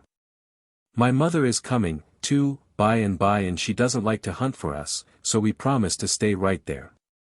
"All right then," said Mrs. Horton. "Run along, son. I'm sorry you haven't a shovel, but a clam shell answers very well. The first time I go into town I'll get you a pail and shovel." Sonny Boy found Ellen and Ralph and the cousin from Fenner awaiting him on the sidewalk. The cousin was another boy, a freckle-faced youngster with merry blue eyes and red hair. "I'm going to help build it," Ellen said, as the 4 walked down toward the beach. Always and always I just have to carry things and sit on things to keep them from blowing away, and this time I want to build." "All right, you may," promised her brother. "First we have to find Sonny a clam shell to dig with." The others were carrying pails and shovels, and Ellen had also a set of sand dishes with which she could, as she explained to Sonny Boy, make wonderful cakes and pies. "Wet sand is the best," she informed him, "but we'll have to get along with dry till your mother comes down. Then you and Stephen can go wading and get us some water." Stephen was the cousin's name. As they climbed over the sand dunes and came out on the shining sandy beach, a big black and white spotted dog came running up to them. "Hello, Queen," said Ellen, putting her arms around the dog's neck. "Have you had any breakfast, dear?" Chapter 9. The Fort Builders. "Is that your dog?" Sonny Boy asked Ellen curiously. "She isn't anybody's dog," declared Ellen seriously. "At least, not really. Queen did belong to Dr. Maynard over in the town, but she learned to ride on the trolley cars, and now she won't stay at home. Every summer she's down on the beach all day, playing." "But dogs get hungry," protested Sonny. "And where can she sleep?" "She sleeps most anywhere," said Ellen, who was spending her third summer in Nestle Cove and really knew Queen very well indeed. "Sometimes she sleeps on our front porch. And my mother always feeds her if she acts hungry. All the people in the cottages know Queen." "Here's a shell for you, Sonny," announced Ralph, who had been running up the beach looking for one. "Let's start the fort right here in this corner. You mark how it goes, Stephen." Stephen knew all about forts. He had a big brother who was an officer in the regular army, and he lived in forts, just as more ordinary people live in houses. "First you have a wall," said Stephen. "You can begin on that, Ellen." "Oh, way off. There, that's about right. And Sonny Boy and Ralph and me will make a great big fort, big enough to get into." To measure the height of their fort, they used one of the old pilings left from the pier that had burned and had never been rebuilt, and then they began to heap up the sand. If Stephen had only known it, what they were building looked far more like an Eskimo's hut than it did a fort, but that didn't matter as long as the builders were satisfied. "Now what do you think of that?" Stephen stood off to admire their work. "I wish Aunt Hallie would hurry up and come and see it." "Isn't the wall nice?" asked Ellen, who had been working every minute to finish her part of the task. "It's just as smooth." "Feel, Stephen." "Yes, that's great," approved Stephen. "Want to see how it looks inside, Sonny?" "Stoop down, and don't hit your head anywhere, or you'll knock it down." Sonny Boy crawled carefully through the doorway of the fort. It was hollowed out inside to make a little room. He was halfway in and halfway out when he heard Ellen exclaim, "Look what Queen has in her mouth. Do you suppose she got it out of the water?" Sonny Boy crawled carefully through the doorway of the fort. Page. Sonny was curious to know what Queen had, and he attempted to back out hastily to see. He forgot that the doorway wasn't very high, and when he stood up, bump went his yellow head, and down about him tumbled the sand fort. "Now you've done it," scolded Stephen, as Sonny Boy's feet waved wildly in the air. "Hurry up and dig, Ralph, he'll choke." Ralph and Ellen dug frantically with clam shells and spades, but they had dug a deeper hole than they knew, and Sonny Boy was really buried under a heavy load of sand. "Take the pail," ordered Stephen, who was older than Ralph or Ellen, and able to realize that Sonny Boy might be in danger. "Ellen, you go and get," Stephen shaded his eyes with his hand and looked up the beach. "You go and get the lifesavers rake," he told her. Every morning, when the lifesavers cleaned up the beach, they used long-handled wooden rakes. Usually they put these away in lockers under the pier, but Stephen's quick eyes had seen a rake left out today and thrust carelessly under the piling. The two lifesavers were far out beyond the breakers now, in a rowboat, watching the bathers. "I got it." Ellen came racing back with the rake. "Let me rake Sonny out, Stephen." "You're too little." "Let go," said Stephen. He began to claw at the sand fort vigorously. "Here come Mother and Mrs. Horton," announced Ellen, just as Stephen and Ralph together succeeded in uncovering Sonny Boy. Sonny Boy sat up, rather frightened and extremely uncomfortable. There was sand in his yellow hair, sand in his eyes, and sand in his mouth. "Ugh!" he spluttered. "Ugh! I couldn't see a thing. I couldn't even breathe." "Why, Sonny Boy, what happened to you?" asked his mother wonderingly. "This is Ellen and Ralph's mother, dear." Mrs. Gray smiled down at Sonny.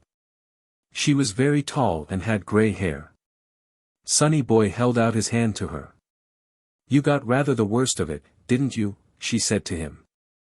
I think you must have pulled the sand house down upon you. But a swim will fix you up. Your mother tells me you are going in today. Aunt Bessie is waiting for you at the house, Mrs. Horton told Sonny Boy. She and Aunt Betty are going in bathing this morning. They'll look after you. I mean to sit here and sew with Mrs. Gray and watch you. Sonny Boy turned to trot off to the bungalow, but came back. What did Queen have? He asked curiously. An orange, answered Ellen promptly. I guess she stole it from someone's lunch box. Aunt Bessie was sitting on the porch knitting, a raincoat thrown over her bathing suit. I'm going in swimming with you, Aunt Bessie. Shan't we have fun? Where's my bathing suit? Cried the excited Sonny Boy. Your mother left your suit in the house to the left, she informed her nephew. Want any help, dear? I can undress all right, Sonny Boy reminded her reproachfully. I don't take time, 'cept when I'm getting dressed. Aunt Betty, it seemed, could swim like a fish, as Aunt Bessie admiringly admitted. Let her hold you, Sonny Boy, she urged her little nephew. You'll learn to swim right away if you're not afraid. Sonny Boy wasn't afraid, not the least bit. Aunt Betty said she would teach him how to float first, and she carried him out to where the water was smoother and put him on his back just as though she were putting him down on his own soft bed. Just keep your head up a bit, she told him. Never mind if the water does come over your chin, there. I won't let go, I'm holding you firmly, dear. Now isn't that fun? Sonny Boy agreed that it was. He tried floating several times, and then Aunt Betty carried him back to the beach and he sat down comfortably and let the waves roll over him. You're having a beautiful time, said Mother's voice behind him. She had come up and he had not heard her footsteps in the soft sand. I want you to go in and get dressed now, dear. Why, you're getting sunburned already. Sonny Boy did not want to go in. He wanted to stay and play longer in the water. He scuffled his bare feet impatiently, and a little frown grew on his forehead. Why, Sonny Boy? Mother's voice was distinctly surprised. Here Daddy left you to look after me, and you make a fuss the very first thing I ask you to do. What do you suppose he would say to that? I'm going, announced Sonny Boy, scrambling to his feet. I'm going this minute, Mother. Can I have a cracker? May I have a cracker? Corrected Mrs. Horton. Well, just one. We're going to have an early lunch. All right. Then I'll tell Harriet just one cracker. Sonny Boy ran over the hot sand, up to the bathhouse, and rubbed so hard with the rough towels that he was as dry and clean as could be in the shortest possible time. He put on his sailor suit and went to his room to brush his hair. Mother says I may have one cracker, please, he reported to Harriet, whom he found setting the table in the dining room. 'Tis a pink nose, you have, Harriet told him frankly. Never mind, you'll be brown as a berry before your father comes down Saturday. Here's your cracker now. Sonny Boy ran down again to the beach and had time to help Ellen and Ralph build a schoolhouse in the sand before Mrs. Horton and the two aunts, for Aunt Betty had not stayed in the water many minutes after Sonny Boy came out, gathered up their magazines and sewing and started back to the bungalow for lunch. Sonny Boy, said Mother at the table, and, by the way, Sonny Boy sat in Daddy's place when he wasn't there and tried his best to behave as the man of the house should, if you take a nap this afternoon. You may sit up tonight for a couple of hours and go with us down on the beach. Now, Sonny Boy was not fond of taking naps, and since his 5th birthday he had been gradually skipping them. Since Mother thought that if a laddie went to bed early every night and was not cross during the day he might manage nicely without sleeping in the afternoon. A cross boy needed a nap, that was what Mother always said. Well, Mother, answered Sonny slowly, I don't feel sleepy, I don't suppose I could go unless I took a nap. No, indeed, answered Mother.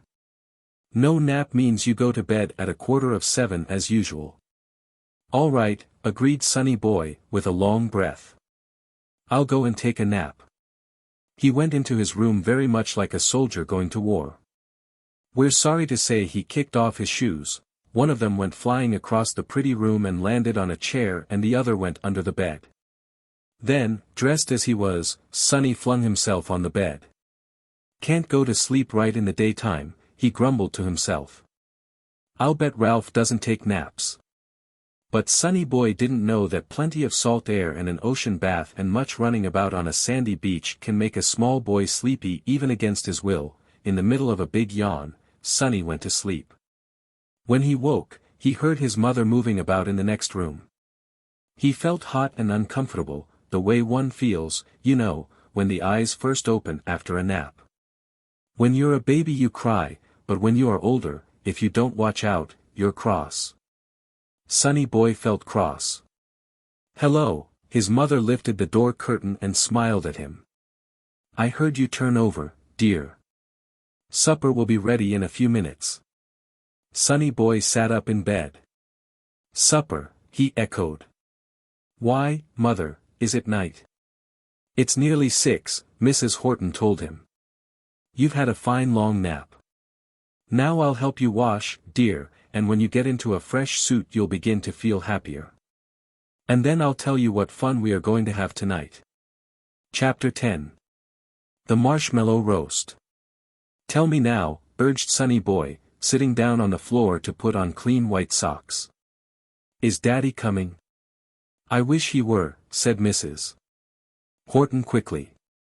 No, precious, we'll have to wait till Saturday for that. This is Aunt Bessie's plan, and we'll let her explain it. There. Slip on the tan sailor suit and I'll tie your tie, and then we shall be ready. Sonny Boy, looking as shining and neat as a brand new pin, rushed ahead of Mother to find Aunt Bessie. She was in the porch swing, and just as he reached her, Harriet rang the gong for supper. Hurry up, Auntie, implored Sonny. Mother says we are going to have fun tonight. What is it? May I go? Is Harriet going? Aunt Bessie smiled. Of course you are going, she assured him. Didn't you take a nap so you could go to this party? We're going to build a fire down on the beach and toast marshmallows. What do you think of that? Sonny thought it sounded delightful. But Harriet's toaster is broken, he said doubtfully. She can't use it, can she, Mother? Did you buy a new one, Auntie? You wait till you see how we'll do it, answered Aunt Bessie gaily. We'll find a way. Harriet is going to the movies in town tonight, and we'll toast our own marshmallows over our own fire. My goodness, Olive, I never thought of the fire. Can we find enough dry wood? Mrs. Horton was sure there would be enough wood on the beach. Maybe Queen will come, suggested Sonny Boy, who had grown very fond of the wise, friendly dog. I should think she'd be lonesome at night. We'll ask her to the marshmallow roast, said Aunt Bessie kindly. Soon after supper they all went down to the beach, Aunt Bessie carrying a box of marshmallows, and Sonny the safety matches. Mrs. Horton and Miss Martinson brought a rug to spread on the sand. Let's go up a way, suggested Aunt Bessie, as they reached the sand. There's a fine smooth stretch around that bend, and we can sit and watch the water till it is darker. They found a place where the sand was dry but not too powdery, and Mrs. Horton spread out the rug. For a little while no one spoke, and Sonny Boy, his elbow in Mother's lap, was content to count the waves coming in and running back again as they did forever and forever. Now look, whispered Mother presently. Away out to sea, apparently, a silver disk was rising. They could see it grow larger and larger. It's the moon, said Sonny Boy. And now we'll build our fire, announced Aunt Bessie, rising. I've had my eye on that driftwood over there for the last half hour. Sonny Boy and I will get it. Sonny Boy and Aunt Bessie carried over the wood, which proved to be light, dry pieces and was once, Aunt Bessie said, probably orange crates on some fruit steamer. Now we fold the paper under so, said Auntie, when the wood was ready. You may light it, Sonny Boy. Stand back, dear. There. Isn't that a splendid blaze? Oh, no, we don't toast the marshmallows yet. We have to wait for the fire to burn down to red-hot coals. You watch. Sonny Boy watched. I think, he said politely, the fire's going out. Aunt Bessie looked and laughed. I think it is, too, she admitted. Maybe we didn't use enough paper. Let me try, said Mrs. Horton. She folded more paper, arranged the wood, and touched a match to the pile. The flames shot up, and in a moment or so they heard the crackling that told them the wood had caught and would burn. Mother can do it, said Sonny Boy proudly. Where's the pan, Aunt Bessie? Oh, Lambie, we don't want a pan, protested Aunt Bessie. See these nice, clean sticks I've saved. Well, we put a marshmallow on the end, so, and hold it out to the blaze, so, and then when it begins to brown we eat it, so, and Aunt Bessie held out a delicious, creamy brown marshmallow to the interested Sonny Boy. Now let me try, said Sonny Boy. And the first one shall be for Aunt Bessie, 'cause it's her party. Sonny Boy put his marshmallow carefully on the pointed end of the stick, then held it out over the fire. But poor Sonny Boy held the candy too near the glowing coals, and it was burnt to a crisp. Oh! Never mind, Sonny Boy, said Mother. The next one will be all right. We don't often get anything just right the first time. And the next one was plump and brown, and Aunt Bessie said it tasted delicious. Where do you suppose Queen is? Asked Sonny Boy, toasting a particularly fat marshmallow for his mother. Maybe the fire scares her.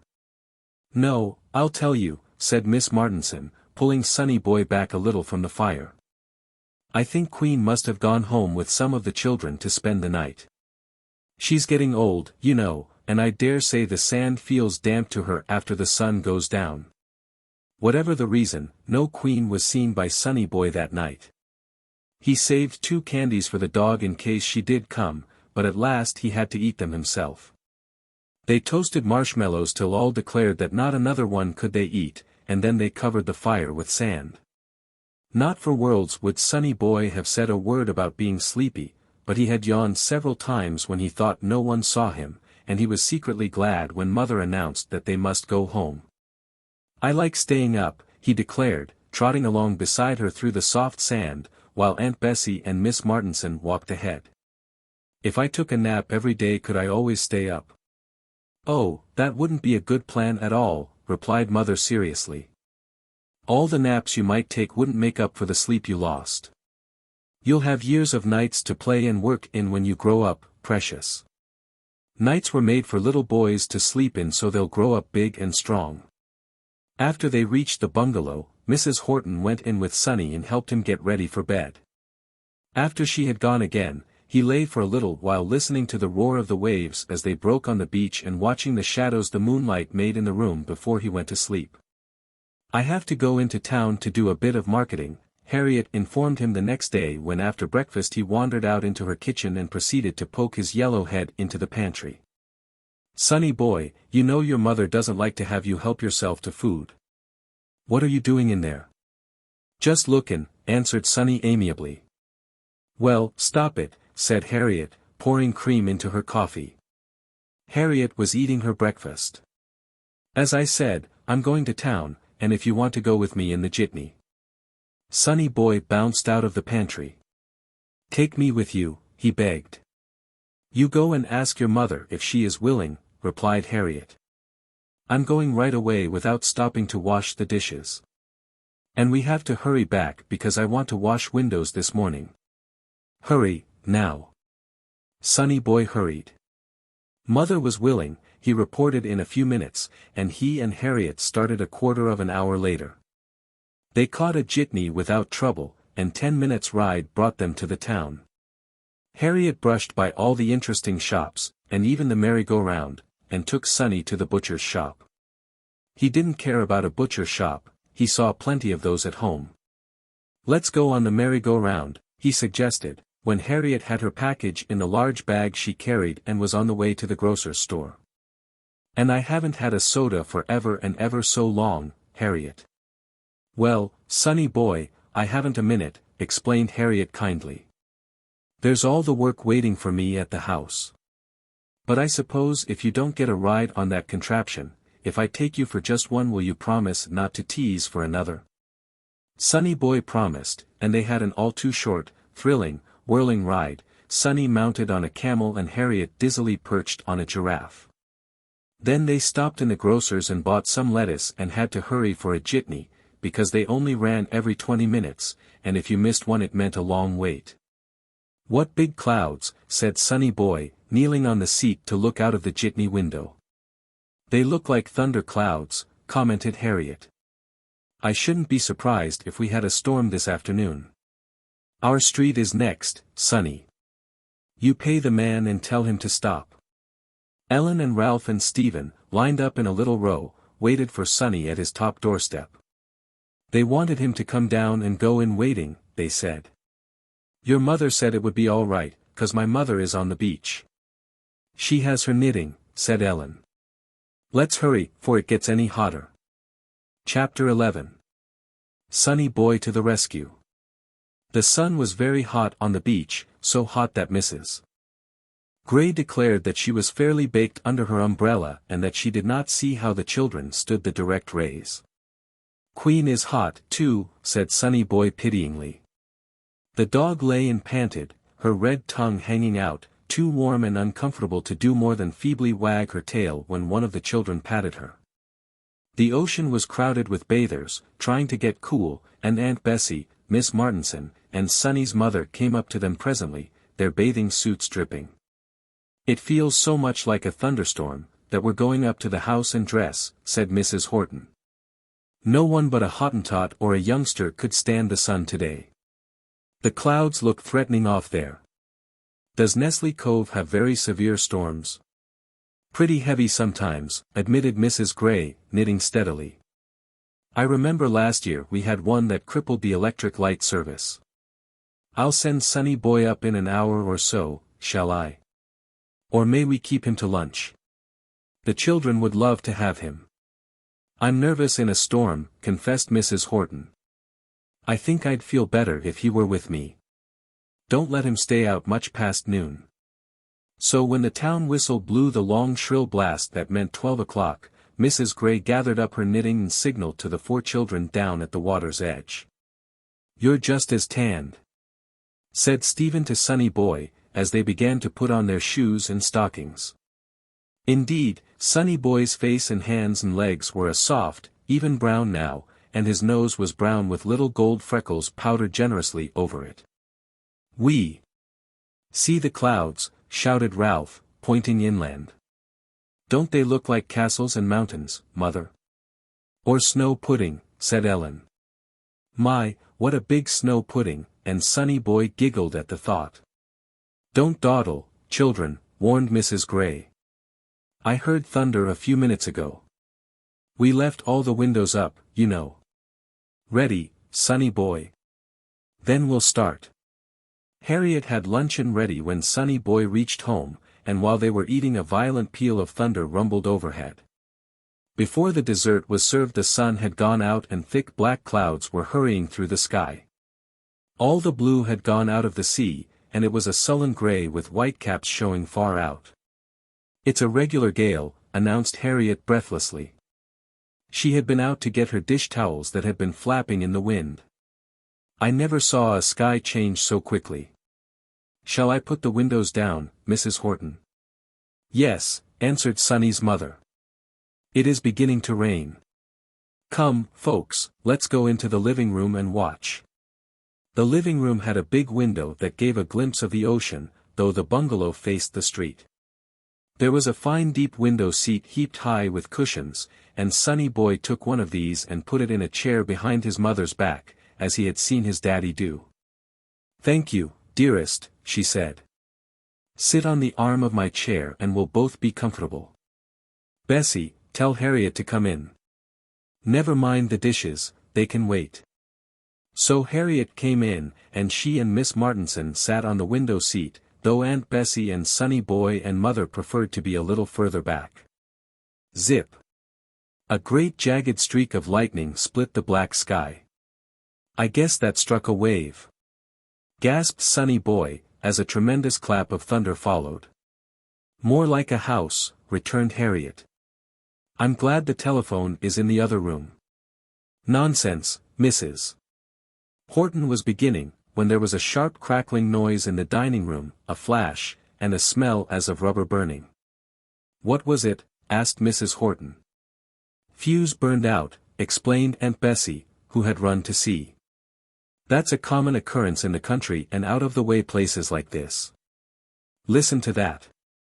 A great blaze of lightning showed them the street, light as day, Sonny said, and then a sheet of water blown by the wind rattled against the house and windows. Will it wreck ships? Asked Sonny Boy. We'll hope not, precious, returned Mother, hugging him. Often when there is a storm on shore it is calm a few miles out at sea. But there will be a high tide and rough water for a couple of days, I'm afraid. You'll see driftwood on the beach tomorrow. I wonder what Queen does when it rains, speculated Sonny, his thoughts turning to the friendly dog who roamed the sand and never seemed to have a home. I think Queen goes under a pier and stays till the storm is over, said Miss Martinson. And I think the worst of this storm is past now. What is it, Harriet? I can't make out what it is, said Harriet, her voice puzzled. I guess it is alive, but it doesn't move. Sonny Boy slipped down from the arm of his mother's chair and ran over to the window. He flattened his nose against the rain-spattered glass and peered out. Then, without a word to anyone, he ran from the room. Sonny. Sonny Boy. Where are you going? Called Mrs. Horton. That crazy child's gone right out into the rain, cried Harriet, running to the front door. The others followed her. Sonny Boy was out in the middle of the street, bending over a little object that lay in the road. As his mother reached the door he picked it up and came running back, his eyes shining, the water dripping from his yellow hair. It's alive, Mother, he shouted. Do you suppose the lightning struck it? Sonny Boy, said Mrs. Horton drawing him in and closing the door, while a peal of thunder rattled the windows again, what made you run out in the storm like that? Why, it's a dog, explained Sonny Boy, wide-eyed. A little dog, Mother, and it was right in the middle of the street. An automobile might run right over it and never see it. Bring it out into the kitchen, the poor thing, said Harriet. I noticed it 10 minutes ago, but I couldn't make out whether 'twas a bundle of rags or something alive. Here, I'll turn on the light. Let's see what kind of dog you've got. Sonny Boy put the dog into the apron Harriet held out.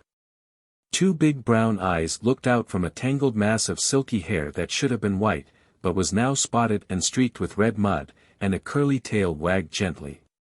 Why, it's a little beauty, exclaimed Aunt Bessie. Poor thing, it's so cold it's about exhausted. Someone's pet I suppose, and these house dogs can't stand exposure. What shall we feed it? Warm milk, wouldn't you, Harriet? Asked Mrs. Horton. And then, if it drinks it, we'll put it in a box with a bit of clean flannel over it and let it sleep. I don't believe it is much more than a puppy. Soon the little dog had gratefully lapped up the warm milk Harriet brought it, and had been put in a comfortable box and warmly covered. The storm was quite over, and the sun was shining out again. Can we keep him? Asked Sonny Boy, changing his shoes which had got wet in his trip to rescue the dog. May I have him to play with, Mother? Why, dear, it is in all likelihood someone's pet, explained Mrs. Horton. If you lost your pet dog, think how you would feel till you found it. We must make inquiry among the cottages to find if anyone has lost a dog, and we'll pin a notice up on the post office bulletin, too. I don't want you to get too attached to the dog, for I am sure its owner will soon claim it. But, of course, till that happens, you may play with it as much as you like. Sonny Boy went down to the beach before supper and found that the storm had carried away part of the fishing pier. The waves were higher than usual and the wet sand made walking difficult. He met Ralph and told him about the dog. He can play with Queen, Ralph suggested. What are you going to call him? Sonny Boy had not thought of naming the dog, because he thought of course it was already named by the person who had lost it. But Ralph did not agree, and said, "The dog can't talk and tell you who he is. He needs a name as much as ever, and I think, Sonny, that you should give him a name to go by till his own is learned." "All right then, call him Curly," suggested Sonny Boy. "He has long, curly hair. Mother says she is going to wash him, and then he'll be pure white. Maybe she will let him sleep with me." But Mrs. Horton, questioned on the subject that night, did not approve of dogs sleeping on nice, white beds. "If you want him to, Curly may sleep on a rug in your room," she told Sonny Boy. "But not on the bed. If you allow him to jump up, he'll have to go and sleep in his box in the kitchen." Curly proved to be a very popular addition to the family. Although Mrs. Horton asked nearly everyone she met, and wrote out a description of Curly and pinned it on the Lost and Found bulletin in the Nestle Cove post office, no one claimed the dog. When Mr. Horton came down the next Saturday and took them all out driving, Curly perched on Sonny's lap in the front seat and very plainly enjoyed the trip. "He's used to riding in a car," said Mr. Horton. "I wonder why no one advertises for him or tries to find him." "Maybe I can keep him always," said Sonny hopefully. "He can sit up, Daddy, and beg, and play dead. I think he's a very educated dog." Chapter 12. Sonny Boy is Naughty. Curly proved to be a happy-natured little dog, and was soon a great favorite with all the children who played on the beach. "I wish I had one just like him," said Ellen. "I'd rather have a bigger dog," said Ralph. "One, maybe, as big as Queen." "Oh," declared Sonny Boy, "no other dog could be as nice as Curly. Though Queen is nice, too, and I like her awful much," he added, feeling that if Queen could know what he had just said her feelings might be hurt. At first Sonny Boy had an uneasy feeling that the dog might be claimed any day, but as 2 weeks went by and no one came to look for a lost Bow Wow, this feeling gradually vanished entirely. Curly was, in Sonny's mind, his own dog. "I wish I had something to do," sighed Sonny Boy one warm morning. "Find Ellen and Ralph and play with them," suggested Mrs. Horton promptly. She was sitting in the porch swing, mending. Aunt Bessie and Miss Martinson had gone up to the city to shop. Their father took them sailing, Sonny Boy explained disconsolately, referring to Ellen and Ralph. "I wish Daddy stayed here all the time. We could go fishing, too." "Well, you know what Daddy would say if he were here about little boys who are always wishing for what they have not," said Mrs. Horton, rummaging in her stocking bag for tan cotton to darn a huge hole in one of Sonny's socks. "You've ever so many pleasant things to do, dear. Don't sit there and grumble." "I can't do anything at all." Sonny Boy was in a perverse mood. "I can't go swimming, lest someone is there watching me. And I can't drive the car, 'cause nobody will teach me. And you sew all the time and don't amuse me at all." Sonny Boy felt so sorry for himself that 2 big tears ran out of his blue eyes and splashed down on Curly, asleep in his lap. "Why, Arthur Horton." Mother's voice was gentle. "That doesn't sound like my little Sonny Boy. Who ever heard of amusing a laddie with a dog to romp with and the whole beautiful seashore for a playground? You and Curly run down to the beach now, and see if you can't find some more of those shells Aunt Bessie is saving to make into souvenirs. And this afternoon we'll go to meet their train with the car." "I don't want to hunt shells," grumbled Sonny Boy, kicking his feet against the step. "You'll have to go to your room and stay till lunch time if you can't find something pleasant to do," said Mrs. Horton, firmly. She did not look at Sonny Boy at all, but at her darning. Sonny Boy felt as cross as 2 sticks. He didn't know why, and perhaps there wasn't any reason. If you had asked him, he would have said that everyone was mean to him. Mother continued to sew steadily. Suddenly a mischievous idea popped into Sonny's mind. He put down Curly and ran to his own room.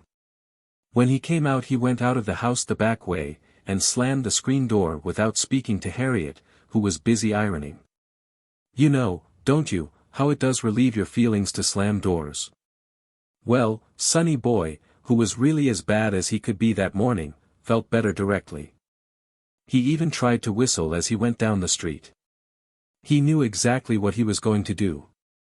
He was going to town and ride on the merry-go-round and have an ice cream cone. They had been in Nestle Cove over 3 weeks, and he had been to town only that once with Harriet. All the other children go, Sonny Boy said to himself, hailing the rattling old jitney as it came past the corner.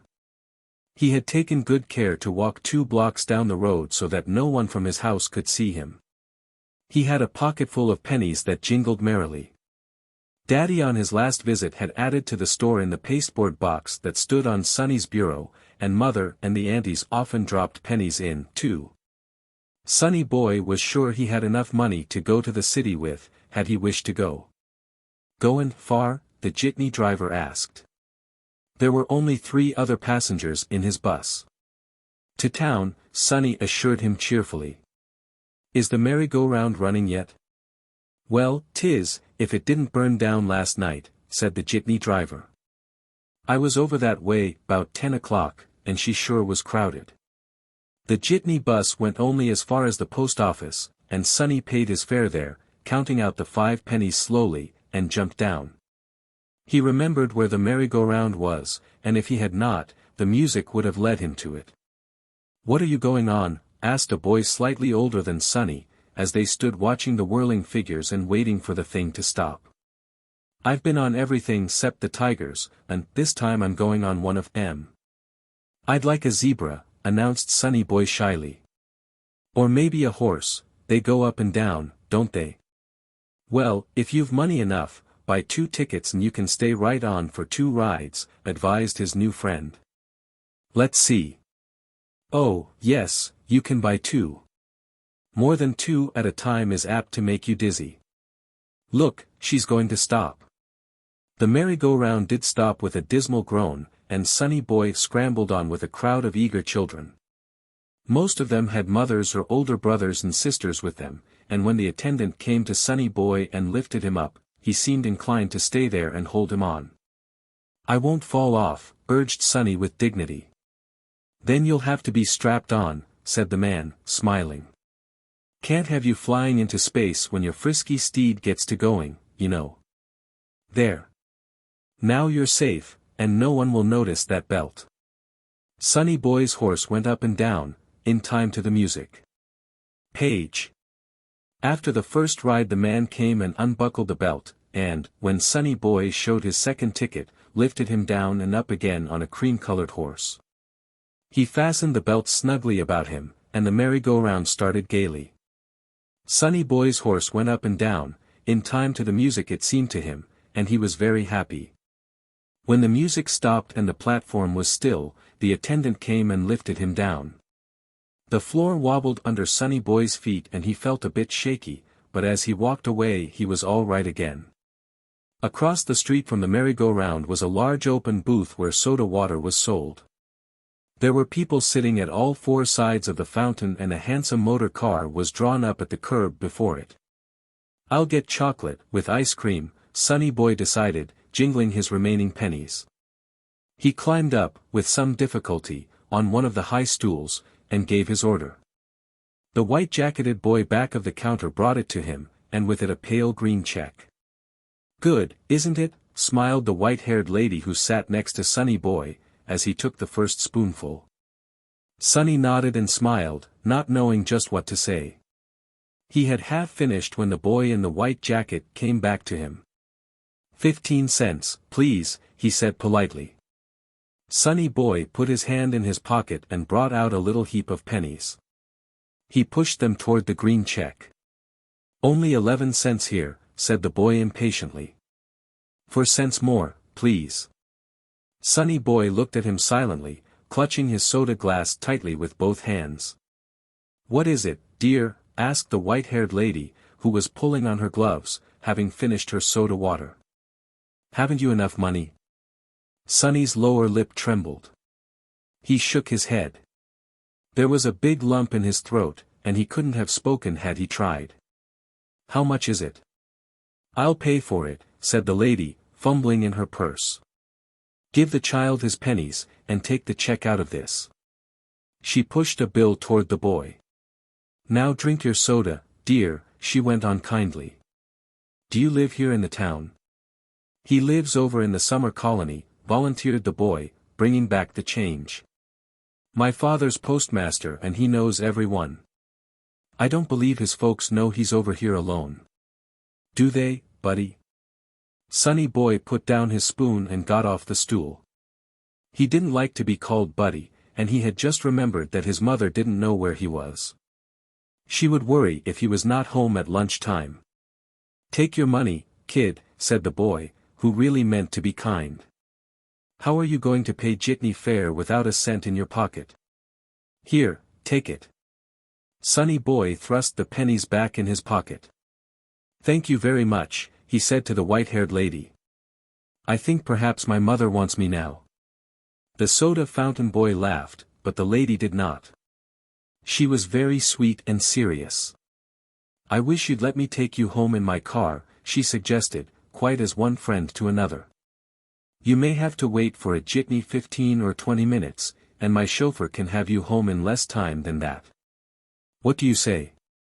Sonny Boy nodded, and they got into the beautiful pale gray car, the tall young chauffeur holding open the door for them. He wore a gray uniform and the light linen robe he spread over them was gray, too. Curly has hair just like yours, said Sonny Boy suddenly. He had been studying the white-haired lady, and he paid her the biggest compliment he could. He thought Curly's silky white hair very lovely. The lady smiled. Who is Curly? She asked. Sonny Boy told her about the little dog he had found in the storm, how pretty it was, and how many tricks it could do. The white-haired lady sat up straighter and straighter, and the prettiest pink came into her cheeks under her gray veil. Carlton, do you hear? She cried to the chauffeur. I believe this child has found Bon Bon. Bon Bon, echoed Sonny Boy, bewildered. Yes, Bon Bon, my dear little dog. My son brought him to me from France. Is he very tiny, with a sharp little black nose and slim feet? I thought so. Why, you don't know how glad I am. And to think you've been taking such wonderful care of him all this time. The white-haired lady threw her arms around Sonny Boy and hugged him tightly. There he is now, said the chauffeur, stopping the car before the Horton bungalow. Curly, or Bon Bon as the lady called him, sat on the top step of the porch, watching them. Chapter 13. Curly is found. The white-haired lady was out of the car the instant it stopped and up the walk, her silk skirts flying in the wind. Bon Bon. Bon Bon, she called. Then she said something that Sonny Boy could not understand. Afterward she told him that it was French for littlest one. Curly leaped upon her, barking madly. The lady took him in her arms and sat down on the step, and, to Sonny Boy's amazement, began to cry. The noise of the dog's barking brought Mrs. Horton to the door. Why, Sonny Boy, where in the world have you been? She said quickly. It's almost 1 o'clock. Harriet was just going down to the beach to look for you. Then she saw the strange car at the curb and the strange lady on her doorstep. The lady stood up and held out her hand. I am Mrs. Raymond, she said. Colonel Francis Raymond's wife. I believe my husband has met Mr. Horton. And now I find your little boy has found my pet dog. Mrs. Horton was very much surprised and greatly pleased to learn that at last Curly's own people had been found.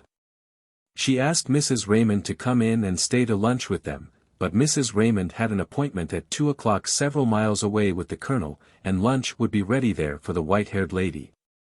She and Mrs. Horton talked very fast, and Sonny Boy could not understand all they said. We advertised and put up a bulletin notice, he heard Mother say, and we couldn't understand why no one claimed the dog. It was so evidently a pet, that we knew it couldn't have been abandoned, and though exhausted by the storm, it seemed so well fed we were sure it had not been lost very long. I lost him the same day you found him, explained Mrs. Raymond. Carlton, the chauffeur, was taking the car up to Draper Inlet to get my husband. That's 20 miles up the coast from our cottage, and Bonbon loves so to ride that he never misses a chance to go in the car. He rode in the back and the hood was down, and I suppose he was on top of that, as he often was. Carlton was trying to make the inlet before the storm, and I imagine he drove at a pretty hard pace. Bonbon was evidently jolted out going through Nestle Cove, and neither my husband nor Carlton thought of the dog again till they reached home and I asked for him. "And of course you didn't know where he was lost," said Mrs. Horton sympathetically. "No, though my husband and Carlton hunted and hunted. But now everything is all right again. Sonny boy has made me very happy." Mrs. Horton walked with her guest toward the door. "But what I don't understand yet," she said, puzzled, "is how you met Sonny boy," and he mentioned the dog. "Were you out searching?" Sonny's face got very red. "No, I'd simply stopped in town to get a cool soda before going on to meet Colonel Raymond," said Mrs. Raymond. "I think Sonny boy had better tell you all about it. Kiss me goodbye, dear. I'm going to send you the very nicest thing I can buy in the city for being so good to my dog. You won't feel too bad if I take him away now, will you, Sonny boy?" "No, I guess not," quavered Sonny boy uncertainly. He kissed Mrs. Raymond, and gave Bonbon, for we might as well call the dog by its right name now that we know it, a big hug. Then he sat down on the top step while Mrs. Horton walked with Bonbon's owner to the car. They stood there several minutes, talking, and then Mrs. Raymond got in and drove away. Mrs. Horton came up the path, but Sonny boy did not look at her. He was studying a crack in the step with great interest. "Lunch is on the table, Mrs. Horton," announced Harriet. "Most everything's spoiled, it's so late." "I'm ever so sorry, Harriet, but it couldn't be helped this time," answered Sonny's mother pleasantly. "Sonny boy, I want you to go to your room. Harriet will bring you a bowl of bread and milk, and when you have eaten that I'm coming in to talk to you." Sonny boy went slowly to his room.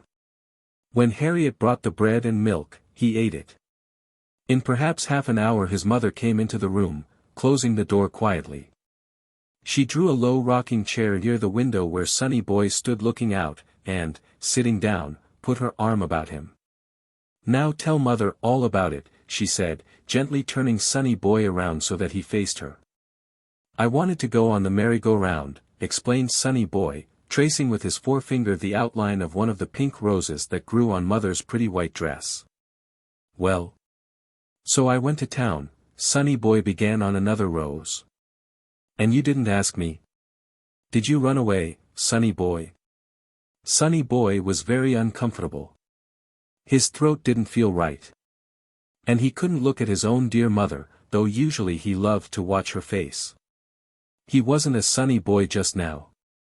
"Did you run away, Arthur?" she asked again. Sonny boy nodded miserably, still fingering the pink roses. Mrs. Horton did not say anything for a moment. She seemed to be thinking. Then she gathered both of Sonny boy's small hands in her smooth, soft right hand, keeping her left arm around him.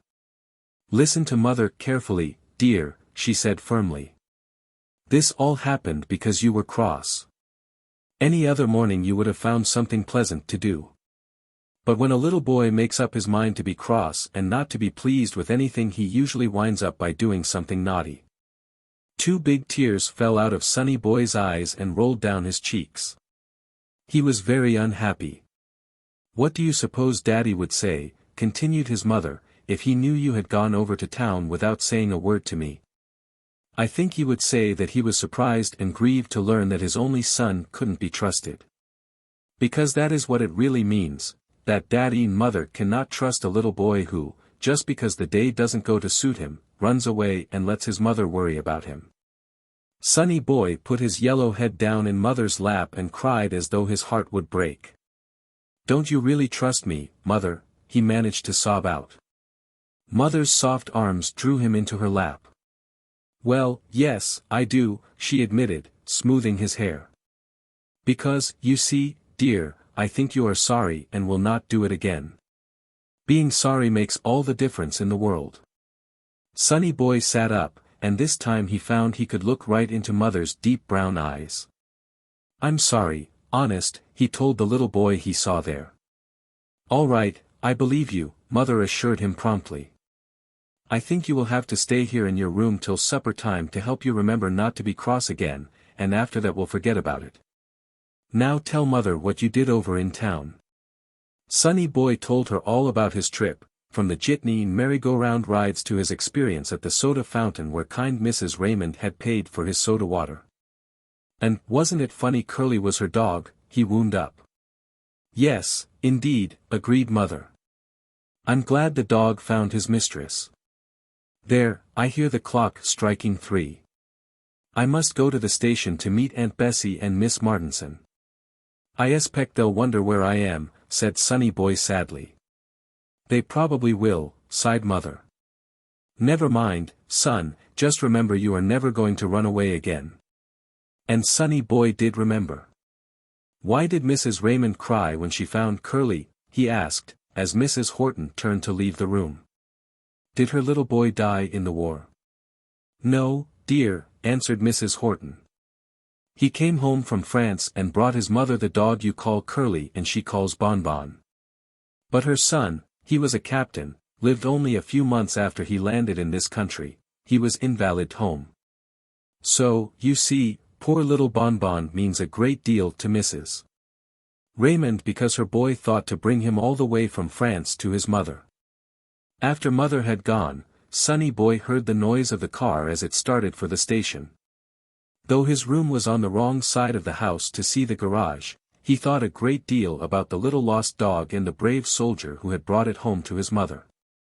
The more he thought, the gladder Sonny Boy was to know that Mrs. Raymond had her dog again. 2 or 3 days later he was sitting on the front porch waiting for Aunt Bessie to go swimming with him. Sonny Boy could really swim very nicely now, when the parcel post wagon drew up before the house. The driver grinned as Sonny Boy came flying down the path. "Package for Arthur Bradford Horton," he announced cheerfully. "Is that the little boy who lives next door?" "Course not." Sonny Boy was startled at the idea that his package might go to the boy next door. "That's my name. Is there something for me?" "Looks like it," admitted the man. "Here you, don't get under the horse's feet, I'm handing it to you as fast as I can. There you are. Like Christmas, isn't it?" Sonny Boy took his package and said, "Thank you." It was a large package, and he wondered what could be in it and who had sent it to him. "Maybe it's from Grandpa," he told his mother, as she and Aunt Bessie came out on the porch. Chapter 14. Lost on the Ocean. "Perhaps he has sent you some fresh eggs from the farm," teased Aunt Bessie. "Or a pound of fresh, sweet butter," suggested Miss Martinson, coming out on her way to the bathhouse. "Open it, precious, and see," urged Mrs. Horton. So Sonny Boy sat down and carefully untied the red cord and took off the wrapping paper.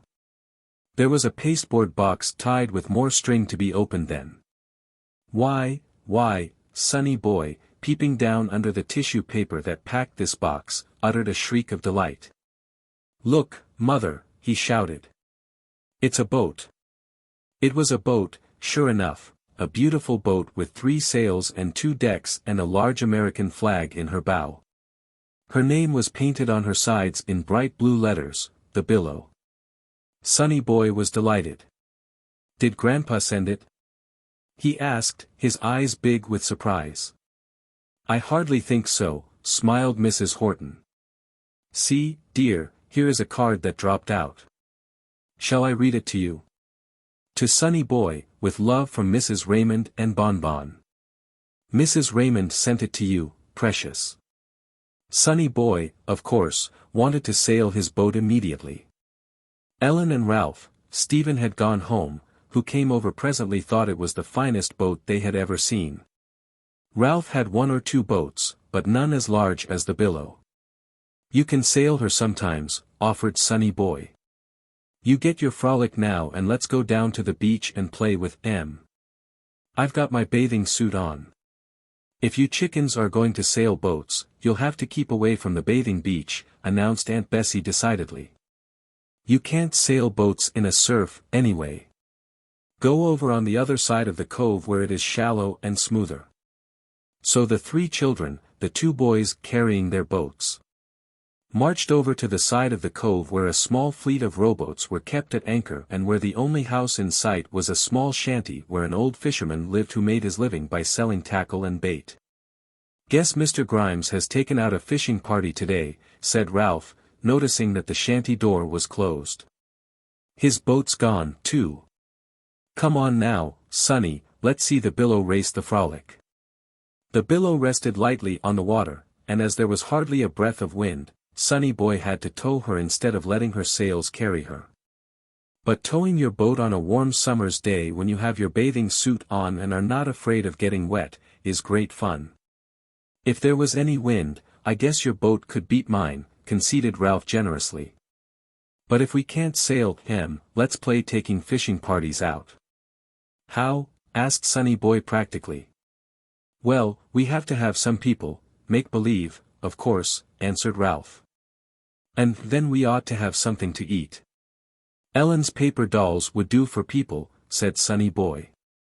"We'll ask her if she'll go and get 'em. And I'll go and ask Harriet for something to eat." "All right," agreed Ralph. "I'll hold the boats till you come back. Hi, Ellen," he called to his little sister. "Want to give your paper dolls a sail?" Ellen was willing, when she understood what the boys wanted, and she trotted up the beach with Sonny Boy to fetch the paper doll family. At the corner they parted, Sonny Boy to ask Harriet for a piece of picnic, as he said. "Something to eat?" repeated Harriet in pretended surprise. "Why, Sonny Boy, weren't you here for breakfast?" "Well, I suppose if you are going to take a sailing party out, you'll have to see that they are fed. How will 3 of these sandwiches I'm making for supper tonight do? And 3 chocolate cupcakes. All right, here you are, and mind you bring home a fish." Ellen came flying down the street with her paper dolls as Sonny Boy started with his food, and though she eyed the delicious little cakes hungrily, she waited politely till they had joined Ralph on the beach. "Oh, my," said Ellen's brother, when he saw what Sonny Boy had brought. "Gee, I'm hungry. Let's eat before we take our sailing parties out, Sonny." This suited Sonny Boy, and as Ellen made no objection, the 3 children sat down comfortably in the sand and ate every crumb of Harriet's goodies. "And now," announced Ellen, rising and shaking the short skirt of her bathing suit free of sand, "Mr. and Mrs. Smith and the 7 Smith children want to go fishing for whitebait." This large Smith family were Ellen's best paper dolls, cut from the colored fashion plates, and though, as Sonny Boy sensibly said, they were not exactly dressed for a fishing trip, still they did look as though they were pleased at such a prospect. Mrs. Smith wore a red velvet suit and a feathered hat, and her husband was in full evening dress. 3 of the girls had silver and gold dresses, 2 of them wore skating costumes, and the 1 boy was wearing his bathrobe. Ralph said he probably had his bathing suit on underneath, and will hope he had. "Let the younger children go on Ralph's boat," suggested Ellen, "and Mr. and Mrs. Smith and their son can go with Sonny Boy." She arranged them all neatly, weighted them down with shells so they would not blow away, and the 2 boys set off, towing the boats. But when they came back from the first trip, there was trouble at once. "Where's Mr. Smith?" demanded Ellen, counting her dolls as soon as the ships were steadied in the sand. "Mr. Smith," echoed Sonny Boy helplessly. Why, isn't he there?" "He isn't here," said Ellen coldly. "And the shell that held him down isn't here. And, Ralph, where is Lucille?" Lucille was one of the paper dolls who wore a silver frock. "Gee, I suppose they're washed away," admitted Ralph. "I'm awfully sorry, honest, Ellen. Sonny and I were watching a boat way out, and we didn't look back at our ships. I'll ask Mother to let you have the new fashion magazine tonight." "Well, Mr. Smith was torn in one place," said Ellen kindly. "And I never did care so much for Lucille. Daddy always called her cross-eyed. So you needn't care, Ralph." "What'll we do now?" asked Ralph, tired of the responsibility of taking paper dolls sailing. A fellow couldn't be expected to keep the silly things from blowing away. "What'll we do now, Sonny?" "Yes, what'll we do, Sonny?" chimed in Ellen. Sonny boy could usually be counted on to think of some game. He played alone so much, and, having no sister or brother, often had to depend upon himself for amusement. "We'll play dry dock," he suggested now. "Put our ships up for repairs, you know." "Come on, Ellen, you can help build the dry dock." Sonny boy had seen pictures of the great dry docks where ships were sent to be repaired and painted, and he really had a very clear idea of how they were used. Naturally, he wasn't so sure how they were built, but together he and Ralph and Ellen made an arrangement of sticks that looked very imposing, and into which they fitted the Frolic and the Billow with some difficulty. "I think we'll take them out for another sail," said Sonny boy, after the dry dock was pronounced finished. "And perhaps we'll have a wreck. You stay on shore and signal to us, Ellen. Then we'll come in and go into dry dock for repairs." "That will be fun," agreed Ralph. "Come on, let's have a big wreck." But before they could have a wreck, Ellen called them. "Look what I've found," she cried. The boys waded back and tied their ships to a cable that held a half-sunken scow. Ellen had captured a butterfly, yellow with black spots, and they watched it flutter its beautiful wings in her hands. It didn't seem to want to fly away. "Perhaps he is a tame butterfly," suggested Sonny boy. "Let's give him a sail on the Billow." He straightened up and looked out to where he had left his boat, gently rocking on the water. Only Ralph's Frolic was still tied, and the Billow was drifting out to sea. "Ralph," gasped Sonny boy. "Look! My boat's untied." He waded into the water, but Ralph, splashing after him, caught him by his shirt. "It's deep out there, the beach goes down," Ralph explained. "You can't catch it, Sonny boy." "Daddy's coming down today and I wanted to show it to him," Sonny boy almost sobbed. "I just have to get it, Ralph." "I know. I'll row after it. Come on, we'll take this boat." Sonny boy began to untie the rope that fastened one of the rowboats. "Don't you go, Ralph," ordered his little sister. "You know mother wouldn't like it." "Sonny boy, you won't catch your boat, and maybe you'll be drowned." "Won't neither," retorted Sonny boy ungraciously, working at the stiff rope.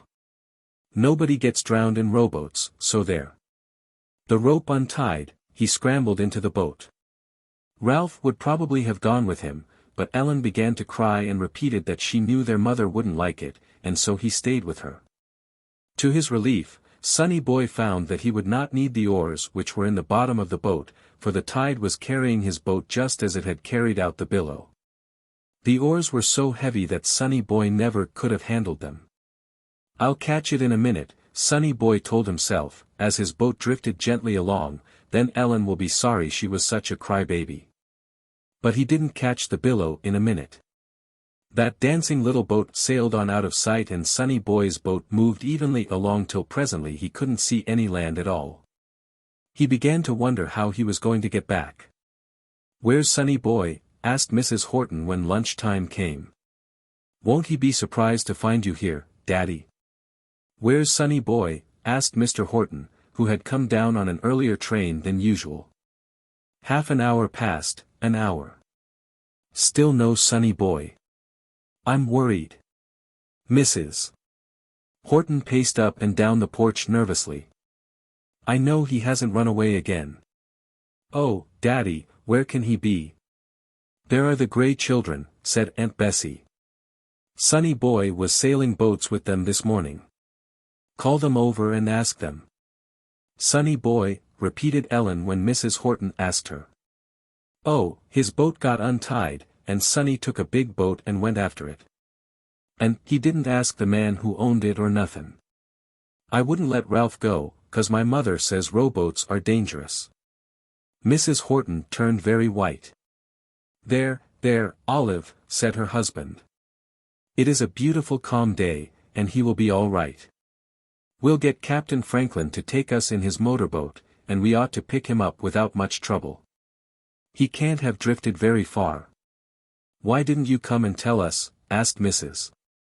Horton, catching up a sweater and running down the steps after her husband.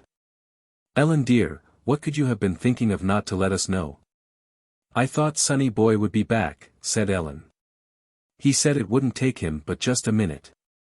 Captain Franklin was an old sea captain with a wrinkled kind brown face and keen blue eyes. Sure we'll find him, ma'am, he assured Mrs. Horton, when he had heard the story of the lost Sonny boy. Just let me put some fresh water on board and see if the cracker box is full, and we'll start right out. Never go out, if it's only across the bay, without fresh water. You never know when you'll need it. And the little feller will be mighty thirsty when we do find him. Better get a tube of cold cream, Mr. Horton advised his wife. The glare on the water will bum Sonny boy even if he is tanned. You can get some in that little shop there. Mrs. Horton bought some cold cream in the little shop where fishing supplies were sold, and as soon as Captain Franklin had filled his water kegs they set out. Chug chug chug, sang the motorboat engine cheerily. We're going to find Sonny boy. Chug chug chug. And what was Sonny boy doing all this time, alone in his boat and so far out on the big ocean? When he found that he couldn't see the land and that the billow had disappeared, Sonny boy was puzzled. Where did it go? He asked. I was looking right at it, and now it's gone. Maybe I'd better turn my boat around. But he could not turn the boat around. Indeed, it seemed that that rowboat intended to do exactly as it pleased. And it wanted to go right on, sailing out to sea. Maybe we'll come to China, thought Sonny boy, not knowing very clearly where China was. Only I would rather have another someone with me. I wish Ralph had come. The sun began to burn him and he wished for some shade. The ocean's awfully sunny, sighed poor Sonny boy. I feel queer inside. He was hungry, but he didn't know it. The queer feeling grew worse and worse. My mother wouldn't like me to be sick, he said aloud. I wish I had a drink of water. He was really very thirsty, having had no water since breakfast. It was now 2 or 3 o'clock in the afternoon, though there was nothing to tell Sonny boy the time. He had never gone without a meal in his life, and whenever he had wanted a drink of water it had always been easy to get. Sonny boy, if he had only known it, was experiencing some of the worst troubles of shipwrecked sailors. I'm lonesome, but I won't cry, he said stoutly. His voice sounded so little on the wide stretch of blue water that he knew, deep down in his heart, no one could hear him.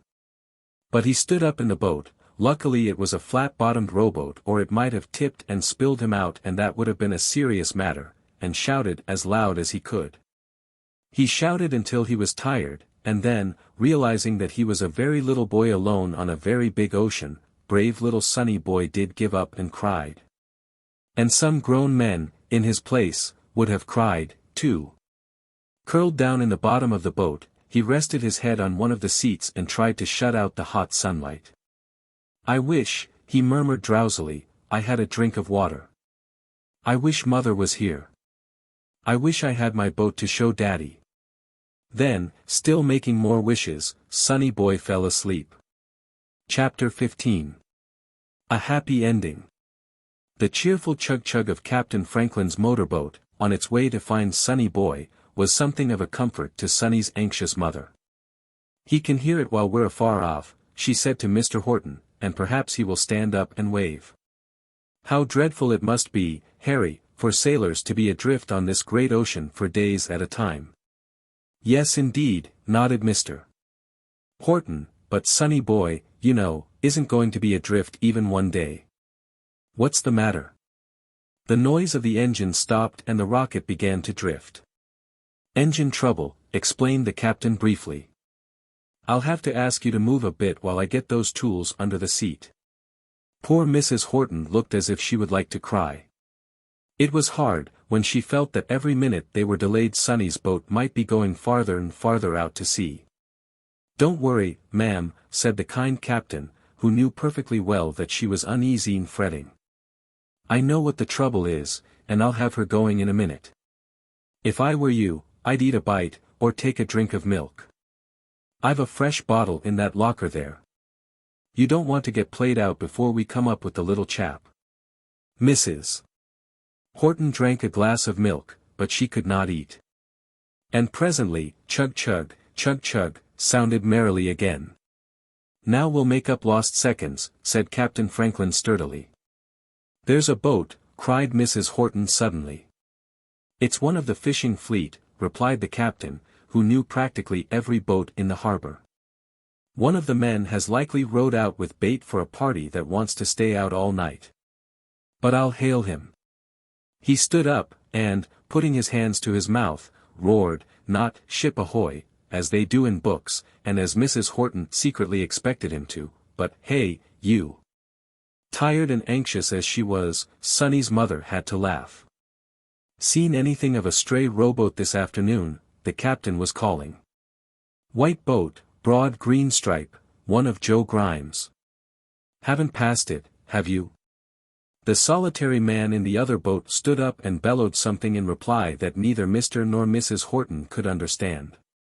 He says he hasn't seen any boat since dinner time, said the captain, dropping back into his place by the engine. I was hoping he hadn't. Ned Butterworth is so slow, he'd never think of stopping the boat if it ran smack into him. Meanwhile, Sonny Boy had wakened and found he was still thirsty. He remembered something Harriet had once told him when he was a very little boy and had teased for a drink when they were somewhere where she did not find it easy to get one for him. Take your mind off your troubles, had been Harriet's counsel. Think about something else, and you'll forget you are thirsty. Count the red roses on this wallpaper. I'll help you. And Sonny Boy, with the help of his baby fingers, had gone to counting red wallpaper roses and forgotten his thirst, just as Harriet said. But I'm thirstier now, said poor Sonny Boy to himself. What'll I count? Clouds. He began to count the gray-white clouds scudding swiftly across the sky. He counted 6, 10, 11. Big ones should count more, he murmured sleepily. His yellow head was beginning to nod again. 13. What comes after 13? He puzzled. His eyes shut tight. When he woke he did not know where he was at first. He lay quietly in the bottom of the boat, thinking, and then when he saw the oars, he remembered. He sat up. The hot sun had gone under a cloud, and the ocean was no longer blue, but gray. It was hot and still. Now when Sonny Boy sat up to look about him, something happened. Chug chug, chug chug, said the motorboat, carrying Mr. and Mrs. Horton and Captain Franklin. That looks like a rowboat, whispered the captain to Mr. Horton, putting down his field glasses. Don't tell Mrs. Horton, it's empty. But Mrs. Horton had heard, and she took the glasses before anyone could stop her. Just as she put them to her eyes, Sonny Boy sat up in the boat.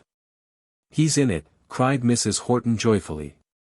See, Harry, that little black dot must be his head. Oh, hurry, Captain, hurry. Chug chug, chug chug.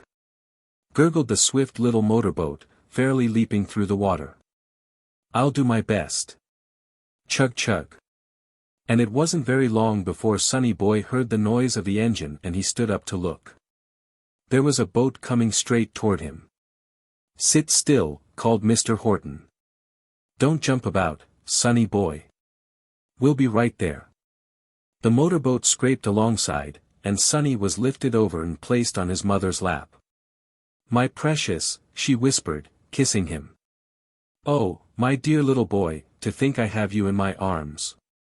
Don't cry, implored Sonny Boy, surprised to see tears running down her face. I'm all right, Mother. But I didn't catch up with my boat. Captain Franklin was fastening the rowboat Sonny Boy had been in to his own boat, because, as he explained to Mrs. Horton who wanted him to leave it and hurry them back to the cove, someone might find it and think the rower had drowned. Besides, Joe Grimes, whose boat 'tis, said the kind captain, might like to use her again. All right, Bub, aren't you? Could I have a drink? Asked Sonny Boy wistfully. All ready and waiting for you, responded the captain promptly. Guess you're hungry, too. We brought a biscuit or so along, got them in here somewhere. While Sonny Boy drank the cool, fresh water, and you probably have no idea how good it tasted, because you have never been as thirsty as he was, and ate his crackers, Mrs. Horton gently rubbed his sunburned little face and hands with the cold cream. Going to be a storm, announced the captain, watching the gray sky. Plenty of wind, most likely. Lucky we found the little fellow, or he might have been blown pretty far out. The wind began to blow as the captain spoke, and the spray dashed high over the rocket. Mrs. Horton went into the tiny cabin, but Sonny Boy and his father stayed with the captain. They were wrapped in oilskin coats he lent them, and it was very exciting to watch the rocket cut through the waves. Wouldn't the wind blow her ashore without any engine? Sonny asked, after studying the clouds for a moment. They were thick, dark clouds, and the wind was blowing them in toward the shore. It might, admitted the captain, his blue eyes twinkling. But the wind's a tricky friend. You never know just where you're going to land, once you give right up to him. I'd rather pin my faith to this little comrade here, patting the tarpaulin that covered the noisy little engine and kept it dry. When the rain came it fell in big splashy drops, and the wind began to moan. Sonny Boy was glad to see the land ahead, and he thought the way Captain Franklin steered the rocket in alongside the little rickety wharf nothing short of wonderful. Here we are, announced the captain cheerfully. And I guess you've had enough sea voyaging for one afternoon, heh? Sonny Boy agreed with him. Mr. Horton stayed to thank the good captain and to pay him for taking them out in the motorboat, and Sonny Boy and his mother picked their way along the beach, intending to cross to the road where the sand was firmer. The rain had settled down into a steady drizzle. I hope the little boy who finds my boat will take good care of it, said Sonny Boy. He couldn't stop thinking about the beautiful billow he had lost. I was just as sure I could catch it, Mother. Oh, darling, don't talk any more about it, exclaimed his mother, stopping to hug him. When I think of you out on that great ocean, all alone in that flimsy boat, well, I don't see how I can ever love the sea again. Why, it was a very nice sea, insisted Sonny Boy. Only it's too salty to drink. What's that in the sand, Mother? Paper from sandwiches. He ran a little forward to look. Mother! He shouted, kneeling in the wet sand and beginning to dig frantically. Mother! I found the billow. Sure enough, he had. The gallant sailboat was half buried in the sand, the beautiful white sails all draggled and wet. The wind had evidently driven her ashore and up on the beach. That's what happens to real boats when they are shipwrecked, said Mr. Horton, who caught up to them as they were examining the ship. You're lucky, Sonny Boy. Mother can make you a new set of sails and your boat will be all right and as good as ever. Ever so many ships are hopelessly wrecked by being driven on the beach. Sonny Boy hugged his recovered treasure happily. He was puzzled to know how the billow could have sailed ashore while he was hunting it, for he thought he had looked very carefully. He finally decided in his own mind that his boat had passed the motorboat in the storm and that the high waves had kept him from seeing it. Even yet Sonny Boy did not realize how wide and how vast the ocean is, or understand that many, many ships may pass daily on the sea so many miles apart that they cannot see each other. Here's Sonny! Shrieked Ellen, running out as the Hortons passed the gray bungalow. You didn't get drowned, did you? And look, Ralph, he caught up with the billow, and Sonny Boy would have stayed to explain to Ellen, but Daddy and Mother hurried him along to get into dry clothes. And when he reached the house Aunt Bessie and Miss Martinson and Harriet had to stop him and hug him and hear all about his experience. You should have seen the dinner Harriet had ready for him when he was dressed in clean, dry clothes. She had even sent over to town for chocolate ice cream. Olive, said Mr. Horton to his wife the next morning, Sonny Boy and his sailing expedition made me forget to speak to you about a letter that came by special delivery yesterday morning. It's from Wright, and he says that deal will drag along for several months unless I come on to New York. Sonny Boy was watching his mother cutting out new sails for the billow, and he knew he must not interrupt Daddy when he was talking business. He wanted dreadfully to ask Daddy not to go away. "I was thinking that you and Sonny Boy and I might go to New York for 3 or 4 weeks, went on Mr. Horton, just as he might say, suppose we go home tomorrow." Sonny's mother put down her shears. "Go to New York," she echoed. "Why, think of the expense. And what should I do with Sonny Boy in a hotel?" "Have a good time," smiled Mr. Horton. "I'm in earnest, Olive. The girls will go back to school next week, Betty will, that is, and Bessie wants to get her fall schedule started. Let Em go, and keep Harriet till we get back.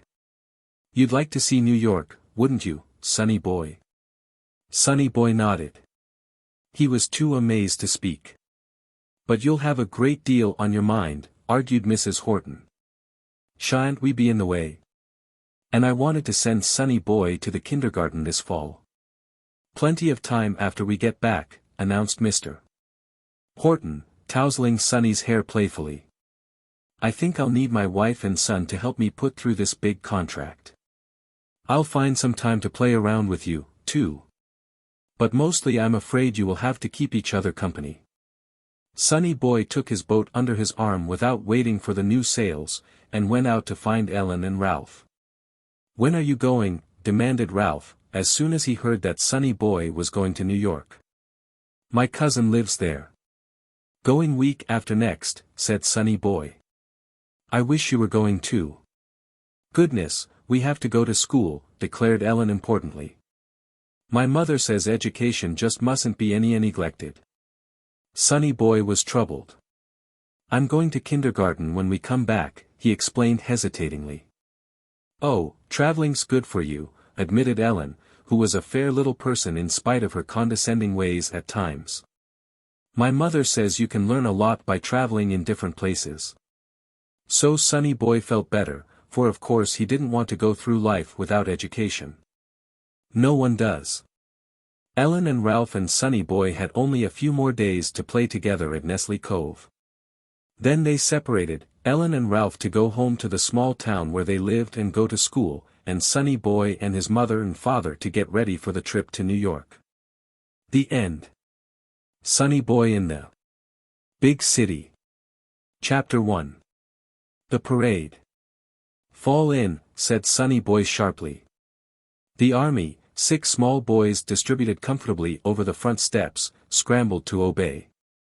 That is, all except one, who remained seated, a seashell held over each ear.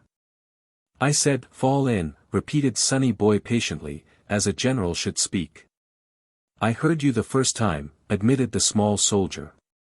"Did you know these shells made a noise, Sonny?" "Of course," answered Sonny Boy scornfully. "Any shell sounds like that if you hold it up to your ear. Come on, Bobby, we're going to parade."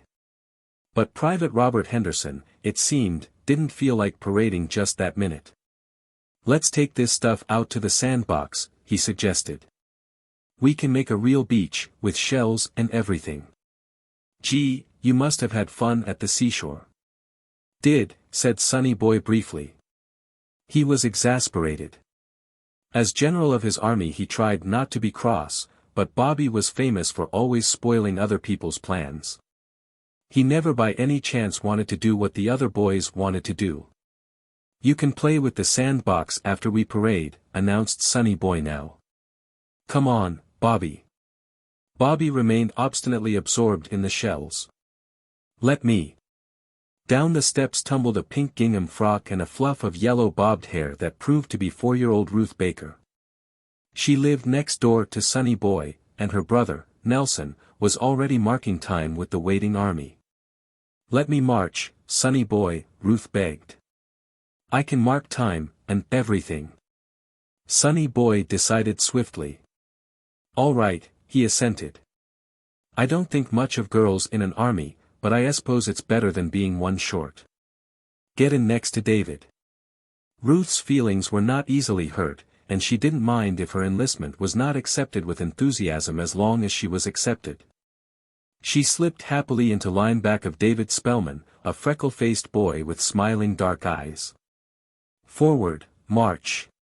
Sonny Boy beat a lively quick step on his drum and the army moved down the quiet street, leaving Bobby Henderson playing with the shells. Sonny Boy's drum, of all his toys, was probably his favorite. He had let it roll into the street once and a horse had nearly stepped on it, but his mother had mended it neatly with court plaster, and it seemed good for many more days. Rub-a-dub, dub. Rub-a-dub, dub. He pounded gaily now as he swung along at the head of his gallant forces. I don't think generals play drums, David Spellman had said doubtfully, when Sonny Boy first organized his army. Well, I'm going to play mine, Sonny Boy had retorted firmly. Daddy says when you're short of help a man has to do two people's work. I can play my drum and be general, too. This isn't all. Would you like to know what became of the good friends you have made in this book? Would you like to read other stories continuing their adventures and experiences, or other books quite as entertaining by the same author? On the reverse side of the wrapper which comes with this book, you will find a wonderful list of stories which you can buy at the same store where you got this book. Don't throw away the wrapper. Use it as a handy catalog of the books you want someday to have. But in case you do mislay it, write to the publishers for a complete catalog. The Bobbsey Twins Books. For Little Men and Women. By Laura Lee Hope. Author of The Bunny Brown Series, etc. Illustrated. Every volume complete in itself. These books for boys and girls between the ages of 3 and 10 stand among children and their parents of this generation where the books of Louisa May Alcott stood in former days. The haps and mishaps of this inimitable pair of twins, their many adventures and experiences are a source of keen delight to imaginative children. The Bobbsey Twins. The Bobbsey Twins in the country. The Bobbsey Twins at the seashore. The Bobbsey Twins at school. The Bobbsey Twins at Snow Lodge. The Bobbsey Twins on a houseboat. The Bobbsey Twins at Meadowbrook. The Bobbsey Twins at home. The Bobbsey Twins in a great city. The Bobbsey Twins on Blueberry Island. The Bobbsey Twins on the deep blue sea. The Bobbsey Twins in the Great West. The Bobbsey Twins at Cedar Camp. The Bobbsey Twins at the county fair. The Bobbsey Twins camping out. The Bobbsey Twins and Baby May. The Bobbsey Twins keeping house. The Bobbsey Twins at Cloverbank. The Bobbsey Twins at Cherry Corners. The Bobbsey Twins and their schoolmates. The Bobbsey Twins treasure hunting. The Bobbsey Twins at Spruce Lake. The Bobbsey Twins wonderful secret. The Bobbsey Twins at the circus. The Bunny Brown Series. By Laura Lee Hope. Author of the popular Bobbsey Twins books. Etc. Illustrated. Each volume complete in itself. These stories ate eagerly welcomed by the little folks from about 5 to 10 years of age. Their eyes fairly dance with delight at the lively doings of inquisitive little Bunny Brown and his cunning, trustful sister Sue. Bunny Brown and his sister Sue. Bunny Brown and his sister Sue on Grandpa's farm. Bunny Brown and his sister Sue playing circus.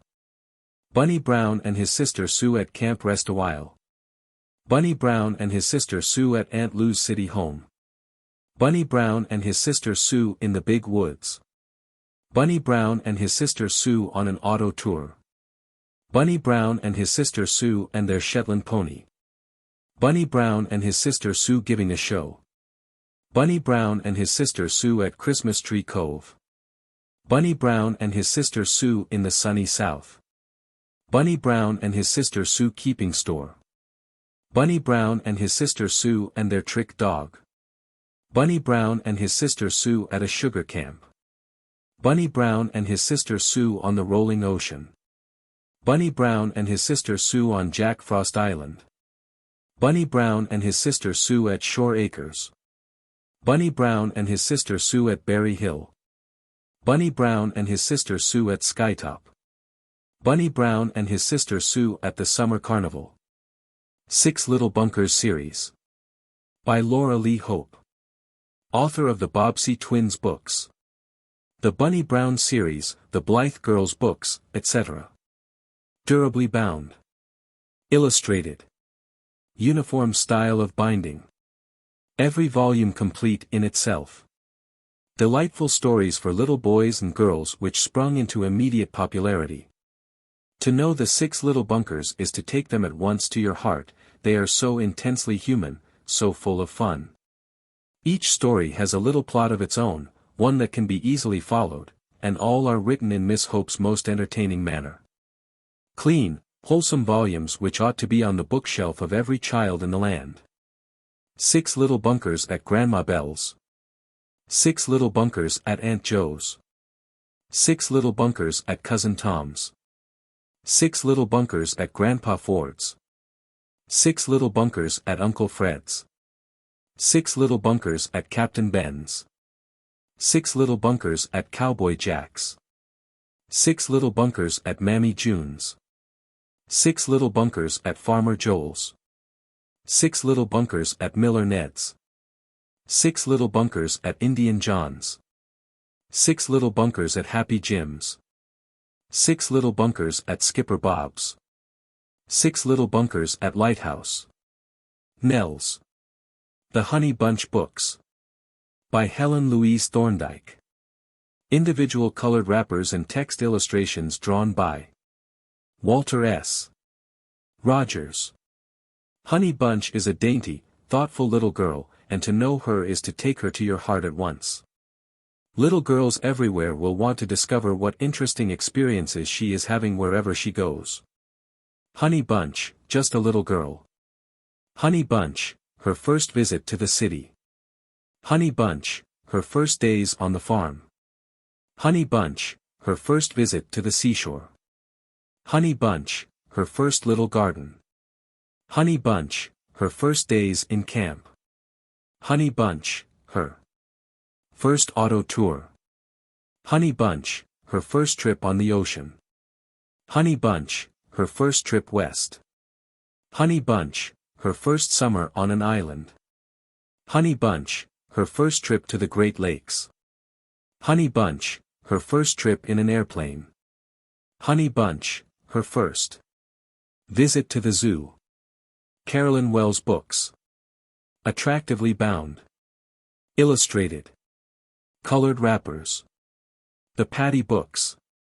Patty is a lovable girl whose frank good nature and beauty lend charm to her varied adventures. These stories are packed with excitement and interest for girls. Patty Fairfield. Patty's Friends. Patty at Home. Patty's Pleasure Trip. Patty in the City. Patty's Success. Patty's Summer Days. Patty's Motor Car. Patty in Paris. Patty's Butterfly Days. The Marjorie Books. Marjorie is a happy little girl of 12. Up to mischief, but full of goodness and sincerity. In her and her friends every girl reader will see much of her own love of fun, play and adventure. Marjorie's Vacation. Marjorie's Busy Days. Marjorie's New Friend. Marjorie in Command. Marjorie's Maytime. Marjorie at Seacoat. The Two Little Women series. Introducing Dorinda Fayer, a pretty blonde, sweet, serious, timid and a little slow. And Dorothy Rose, a sparkling brunette, quick, elf-like, high-tempered, full of mischief and always getting into scrapes. Two Little Women. Two Little Women and Treasure House. Two Little Women on a Holiday. The Dick and Dolly Books. Dick and Dolly are brother and sister, and their games, their pranks, their joys and sorrows are told in a manner which makes the stories really true to young readers. Dick and Dolly. Dick and Dolly's Adventures. The Children of All Land series. By Madeline Brandeis. Illustrated. Every volume complete in itself. Fact and fancy are so blended in these charming stories and the manners and customs of other lands are so interwoven with the plots that reading and learning becomes a joy. The Little Mexican Donkey Boy. A charming story of a Mexican boy hero named Dodo, or Sleepyhead, and his funny little Mexican burro, Amigo. Little Philippe of Belgium. How little Philippe wandered all over Belgium looking for the mysterious pair, Tom and Zelie, makes a thrilling story of adventure and excitement. Sean O'Day of Ireland. A very beautiful story of Irish children and through which run many legends of old Ireland. Little Jean of France. Every child will love this story of French children, laid in the most marvelous city in the world, Paris. The Little Dutch Tulip Girl. This is the story of Tom, a little American boy who dreamed about going to Holland. In his dreams he met Katrina, the little Dutch tulip girl, who turned out to be a real honest-to-goodness girl. The Little Swiss Woodcarver. This is the absorbing tale of how Seppi, the ambitious Swiss lad, made his dream of becoming a skillful woodcarver like his father come true. The Wee Scotch Piper. This is the story of how the music-loving Ian, the young son of a Scotch shepherd, earned his longed-for bagpipes and his musical education by dint of a faithful performance of duty. The Little Indian Weaver. This is an appealing story of a little Navajo girl, Ba, and a little freckle-faced white boy, Billy, who helped Ba to find an ear of corn which she made into a doll.